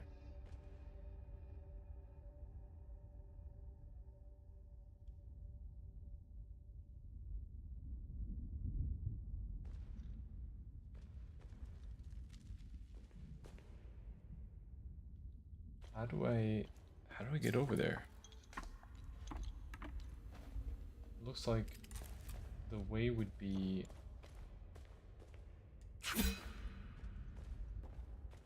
almost like through here. Maybe the way becomes clear if you return to the zone.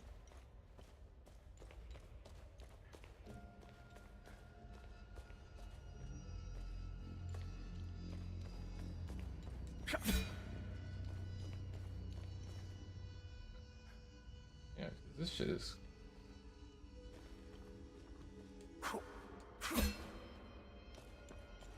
is locked off to me. Okay. Maybe it's just one of those things where certain, I don't know.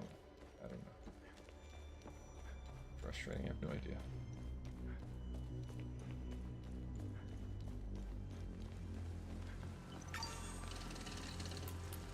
My poor Max. No help from the We had to leave in locals. such a hurry, we left him behind. Seems like that whole area is blocked off.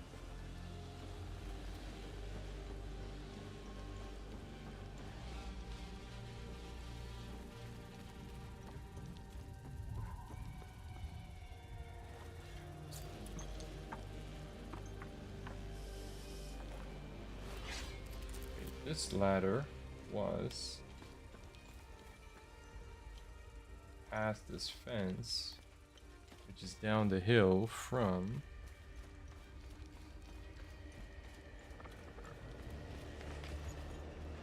right, the path over here. Okay, so now I'm back here and I want to close this rift.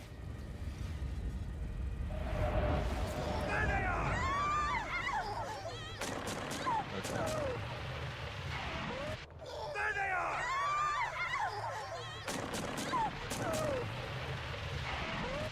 There they are!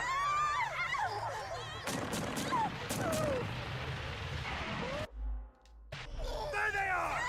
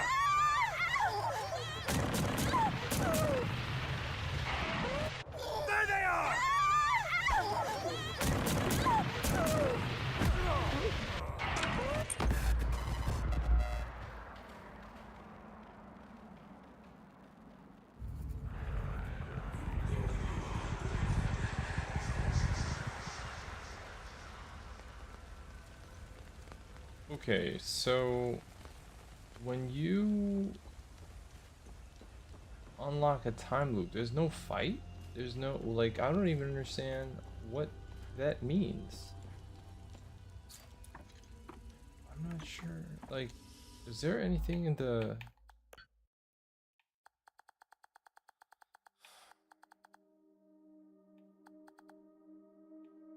Okay, I'm missing. There's something I don't have yet. I'm guessing. Because there's not a tool or well, I mean, technically I've not been given any sort of tutorial on this, so maybe it's like you need something once you get in there. But then why would they let you go in anyways? Right? Like, you're in there. You're strong enough, but you can't use any of your abilities. You can't whip out your sword. You know, you see this thing playing over and over again. I don't get it.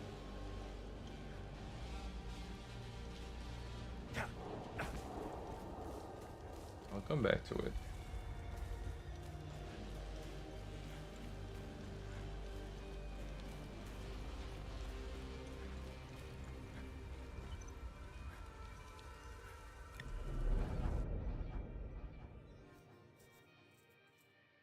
Let's see what this lady's got to say. This might be one of those things where when you follow the main quest line, that's where like a lot of the stuff actually naturally unlocks for You you. really should lock your doors before leaving. Yeah, there was no need to before. Now this is an ideal vehicle to roam a war-torn country. It's even got cup holders. Do you realize what you have here? It gets me where I need to go. It's a state-of-the-art armored personnel carrier with tech I didn't even know existed. I had fun pressing all the buttons. Was there a mute button? Smart ass. Do you want to know what I found or not? Tell me.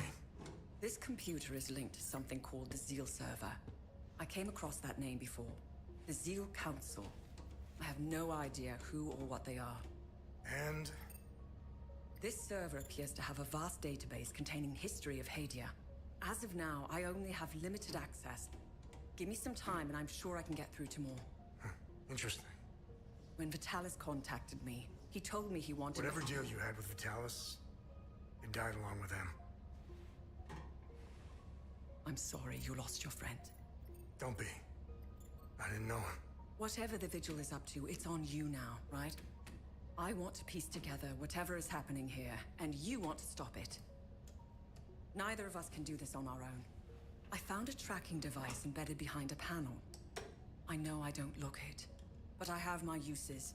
Face it, you wouldn't have gotten far without me. Just met. What are you talking about? All right.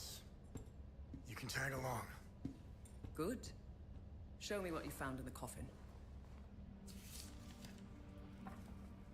Interesting. Let's talk about the scroll once I'm done examining it. Okay. New interaction available. Research. You can now bring research items to Tanya to learn more about Hadia and to uncover vaults of forbidden knowledge. Alright.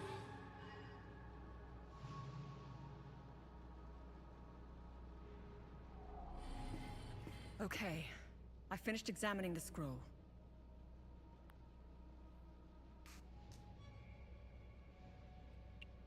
My obsession with Hadia started when I was a little girl. My father, a well-respected ambassador at the time, had successfully negotiated a visit to Hadia. When he returned, he told me about the time he spent here. He told me about their customs, unique religion, strange architecture, culture, which were unlike anything he had seen. Hadia had been completely closed off from the rest of the world for centuries. I was hooked. When I became a journalist, I wanted the scoop on this place. I almost got an exclusive interview with the dictator, Garion Yankel. I've covered countless conflicts, gone after the powerful, exposed corruption. Now that I'm actually in Hadia, I have to admit, I think I finally bit off more than I can chew.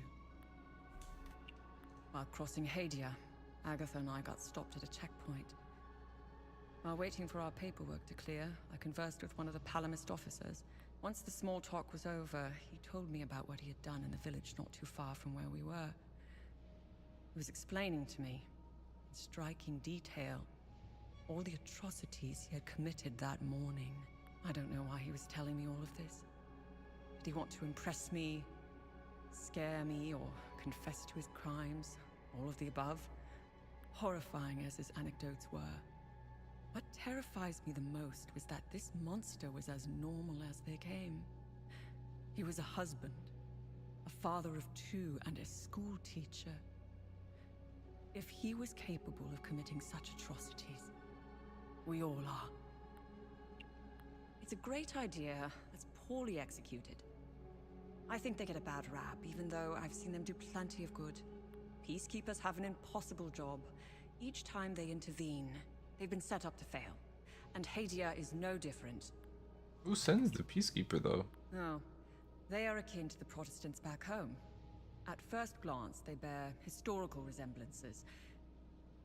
They sought a less restrictive faith and crafted one, essentially retaining the core of Palam's teachings. I'm not one to oversimplify, but there it is. Ask me again when I have more information about Sabinians and if we ever survive Hadia. Mind you, I came to these conclusions purely through observations. I haven't done any proper research. They strike me as being like conservatives in the most Western countries. Again, these are just observations. I need more time and research to formulate an adequate answer or opinion. I'll never erase that night from my memory. The moment I laid eyes on them, I became unhinged. Agatha had to steady me. She was as shocked as I was. She handled it a lot better than I did. When I finally regained my composure, I gazed into Agatha's eyes. In those few seconds, everything she had been taught since childhood was validated. It was all real. I'm at a loss for what to make of them. I bombarded Agatha with questions, but she knew little. She said that this wasn't the first time they had invaded Hadia. My instincts are screaming that there is a conspiracy at work here. Someone is orchestrating this, and I will blow it wide open. Okay. Why are you in Hadia? If someone were to say I was obsessed with Hadia, it would be the understatement of the year. I've always wanted to see it with my own eye. Something has been happening here for a very long time. There is a dark secret, and the world hasn't been told. Okay. So, what's written on the scroll? I translated the text. It's a riddle. I suggest you read it. I'm sure it will make more sense once we find a location. As for the blue flower, the Zeal server is giving me the usual encyclopedic answer. It's not providing me with a specific location. The drawings are landmarks, and the blue flower is the key to finding their location. Whatever this place is, it's a well-guarded secret. I'm sure it holds the clues to Vitalis' investigation into stopping the calamity. I think it's time for you to chat with the locals. Talking isn't your strong suit, but someone must know where this flower grows. The blue flowers grow below the limbic fire's glow.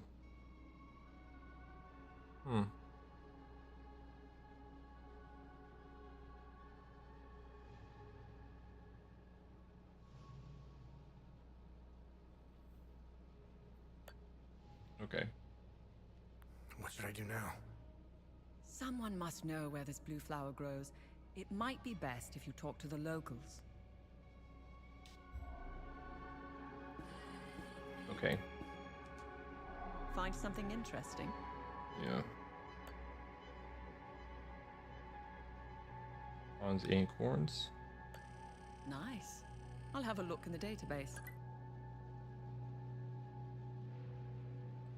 Taken from Palamas civilians. The acorn is an object of great spiritual significance for the Palamas faith. It has come to symbolize traditional values such as community, faith, responsibility. It's the fruit of the hazel pine tree, which is prevalent all over Hadia, and picture of the week of peace celebrations. The acorn is always carried on one's person. Most would attach it to a keychain or purse string, or simply loose in a pocket. In ages past, Palamas would carry organic acorns plucked directly from a hazel pine. In the modern age, imitation acorns are cast into bronze to improve durability. But many staunch traditionalists still carry natural acorns. Okay. Interesting find. Let's see what the server can tell us about it. The worship of Sethiris dates back nearly 10,000 years, during which many rites, tenets, ceremonies, and symbols have come and gone. This bronze cast eye is one of the earliest known representations of the Eye of Sithras, the precursor to all modern iconography depicting the eye. It was likely attached to a ceremonial staff or scepter used by the early holy men circa 3000 BC, when Sithirism was beginning to evolve into an organized religion.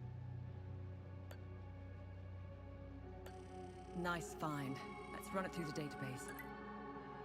Medallions like these have served since the founding of the Vigil to induct new members into the order. During the induction ceremonies, they were held in the right hand, while the recruit recited the sacred oath of the Vigil, itself based heavily on the original Full Guard oath. To maintain secrecy, membership was limited to the close family, usually children of existing members. The blue flower, Adder's Tear, became the symbol of the Vigil. It was chosen to remind members of their sacred duty in protecting what lies beneath the field of Lake Sinon.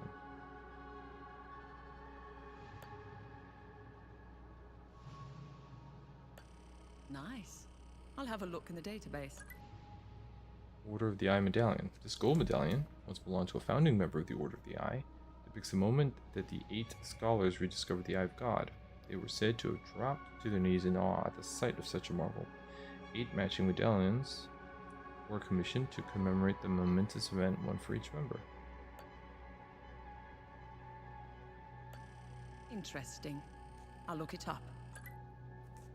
This bell once hung prominently in the Grand Temple of Pelham alongside 7 others. Shortly after its foundation, the Illigad Conclave constructed the temple complex to become the beating heart of Sethirism.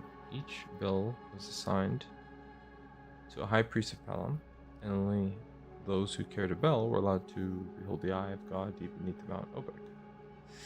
After Sabellian reformers descended upon the Illigad Valley to search and raise the temple in 403 AD, all but one of the bells were thought lost to looting and flames. The surviving bell remains in the reconstructed temple to this day as one of the Palamist's most cherished artifacts.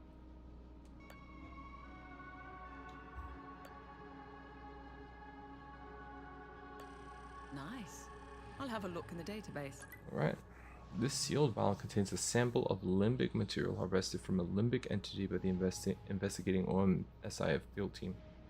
The substance is rather curious. Halfway between solid and liquid, it seems to shimmer and shift when viewed from different angles.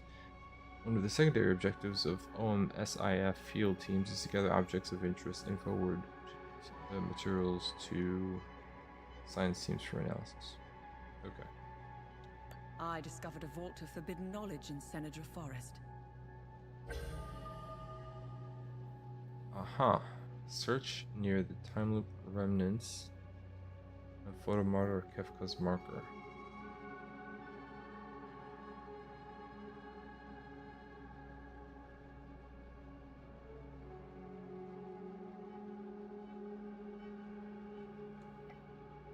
How the hell am I supposed to remember that? Open research logs?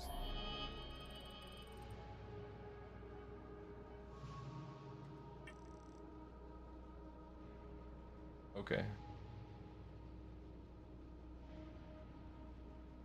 Alright. I can go there if I want.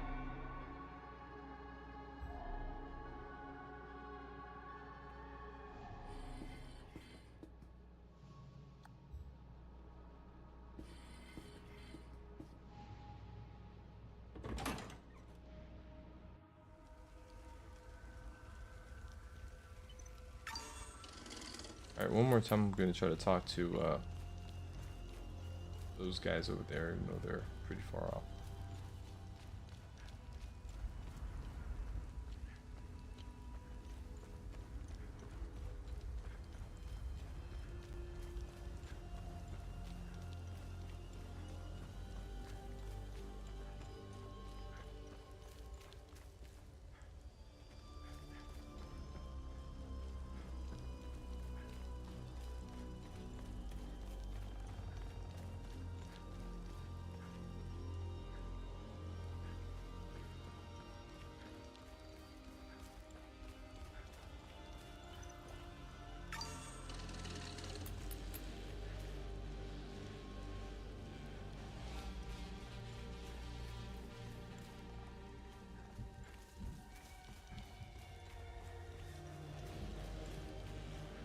Alright, the question I have is, from here, where the hell...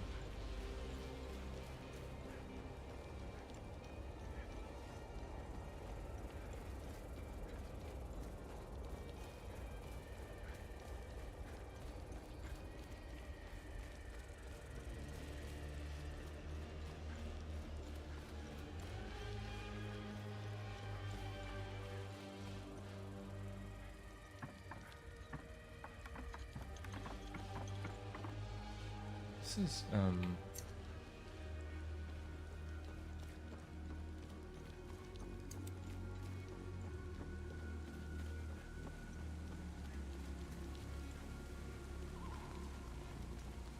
Albin and I fled from Jova when we heard the Aster. Albin is... My Paul, I pray. Thank you again. I can't even... You found Mrs. Cost.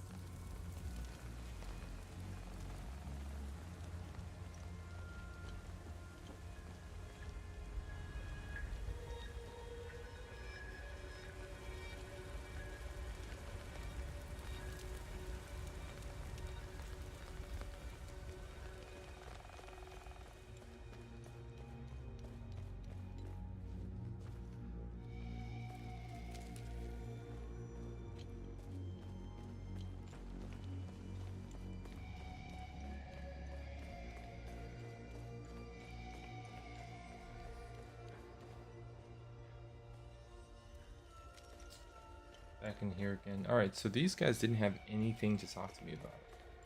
She said talk to the locals. Who's she talking about? Atticus?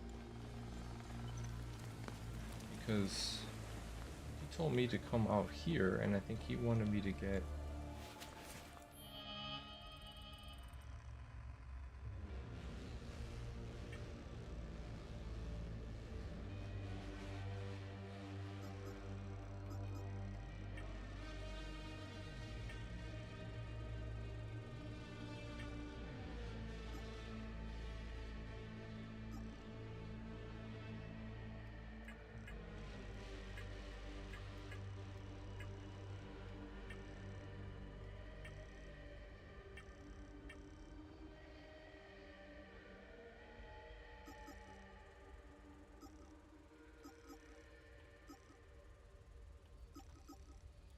And I really wish they would show me...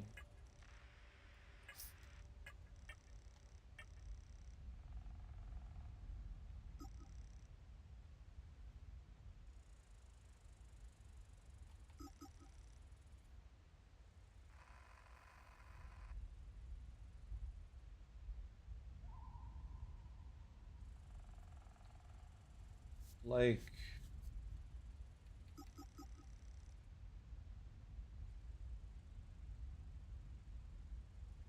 Could they grow anywhere? I mean, when they say locals, like any locals?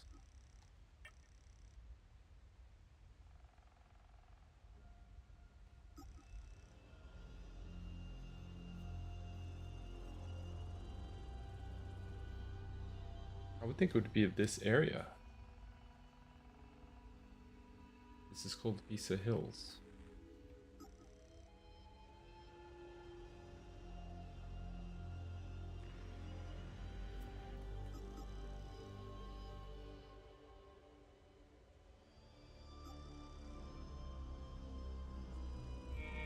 Maybe I'm missing a local.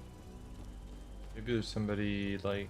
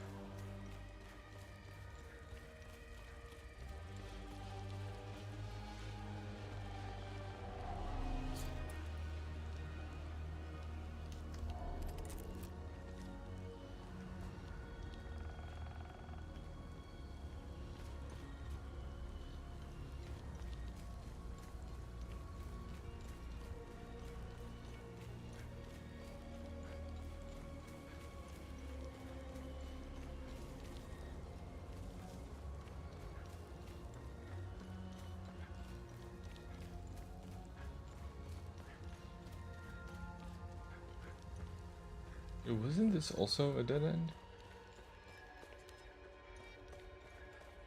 I think so.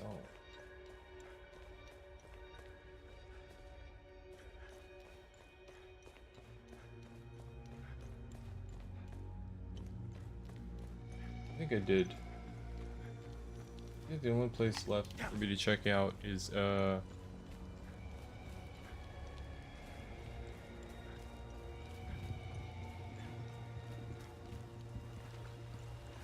Atticus again, if I want to be thorough. Otherwise, I don't know what local she's talking about. There's not like, I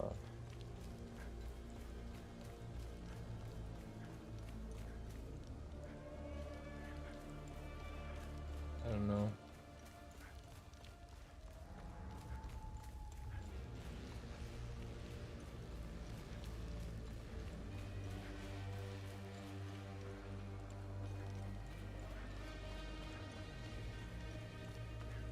I believe he was up here almost towards the top.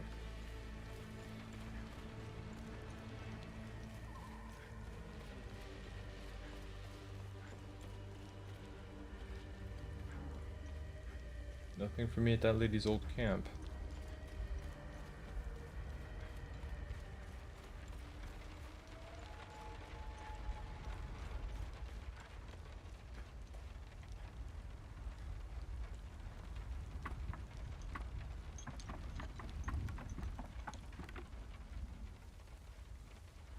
Oh no, this is not gonna help because those two mines required a key. That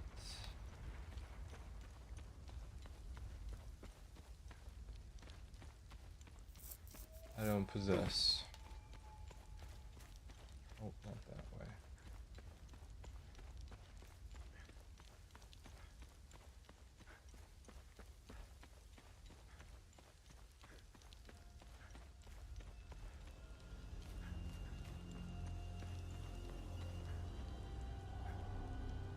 Our camp is due north.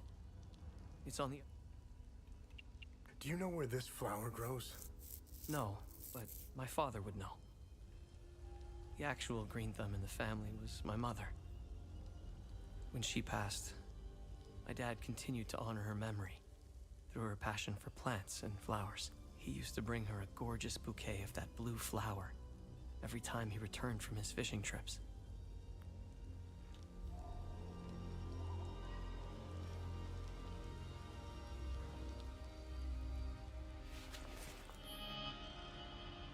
Okay.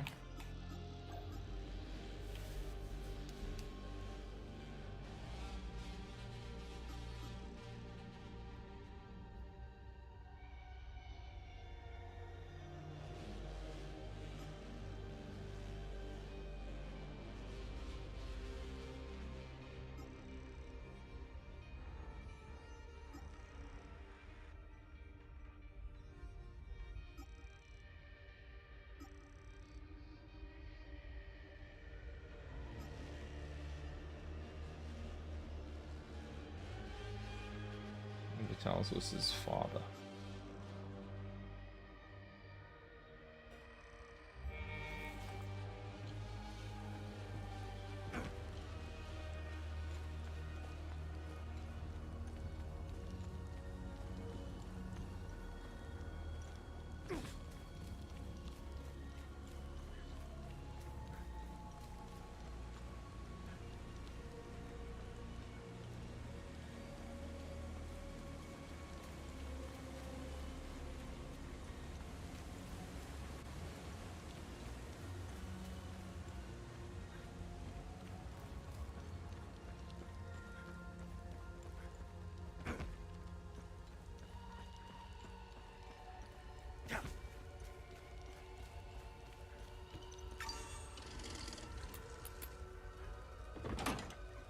Okay, so I guess this means that we're gonna go back to zone 1.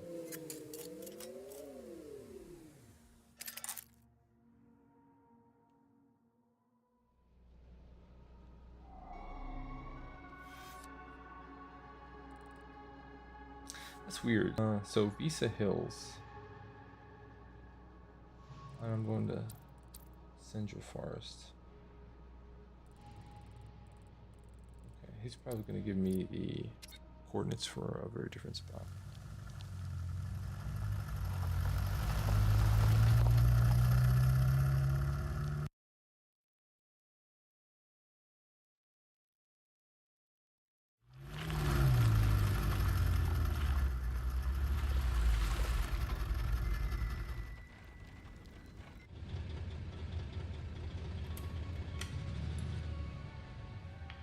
It was clever of you to remove our tracker, especially for a civilian.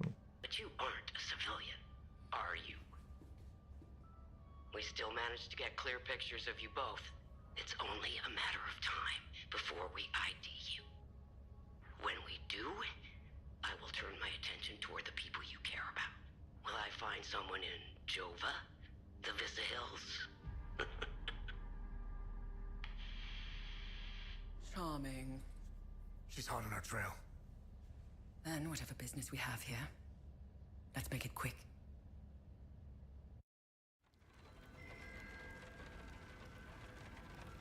You betcha. I could remember more or less where the hell to go. Oh, hello.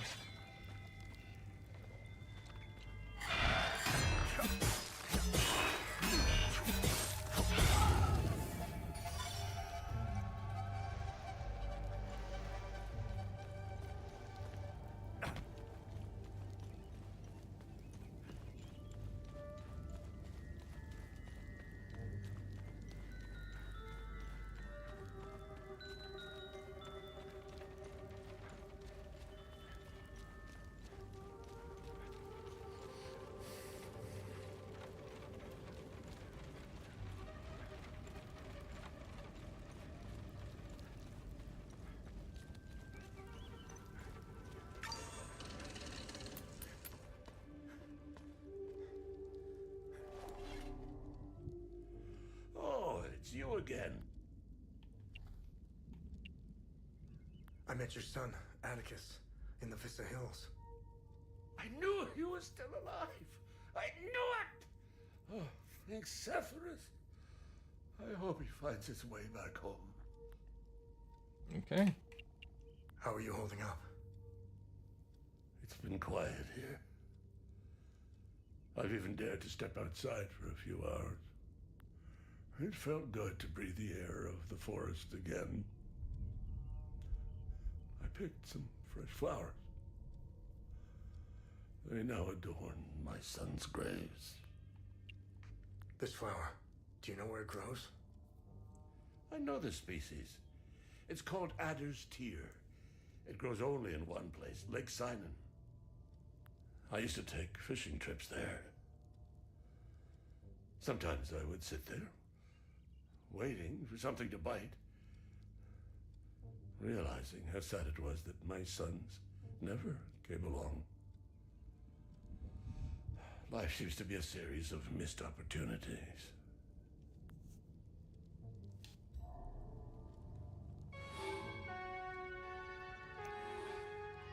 Okay, got a new area uncovered.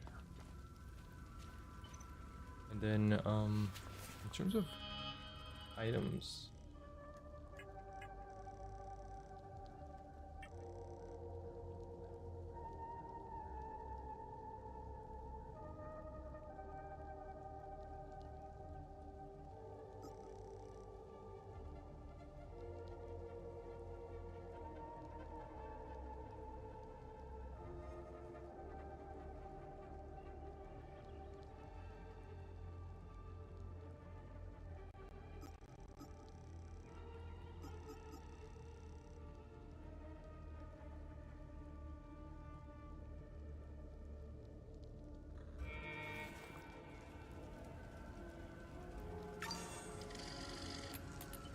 okay.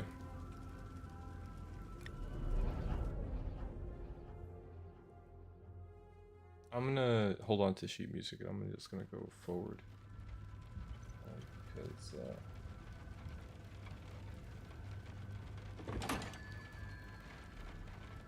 I just think we're gonna get some more stuff uncovered as we push forward.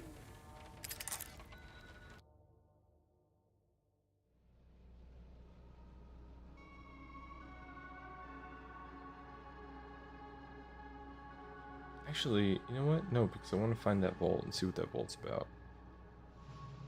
So I think I'll stay here and I'll see if I can find the vault. Because I think it's right here in Sedge Rails. I just don't know where, man. Because I didn't see any of that stuff.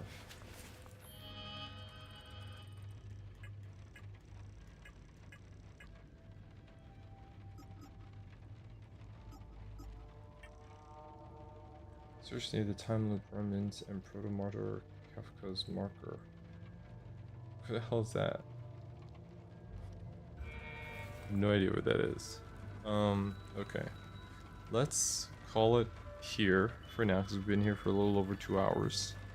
And I did have to do some running around. I did some double checking. Kind of slowed down my progress. But we did get a new NPC on the APC. And we do...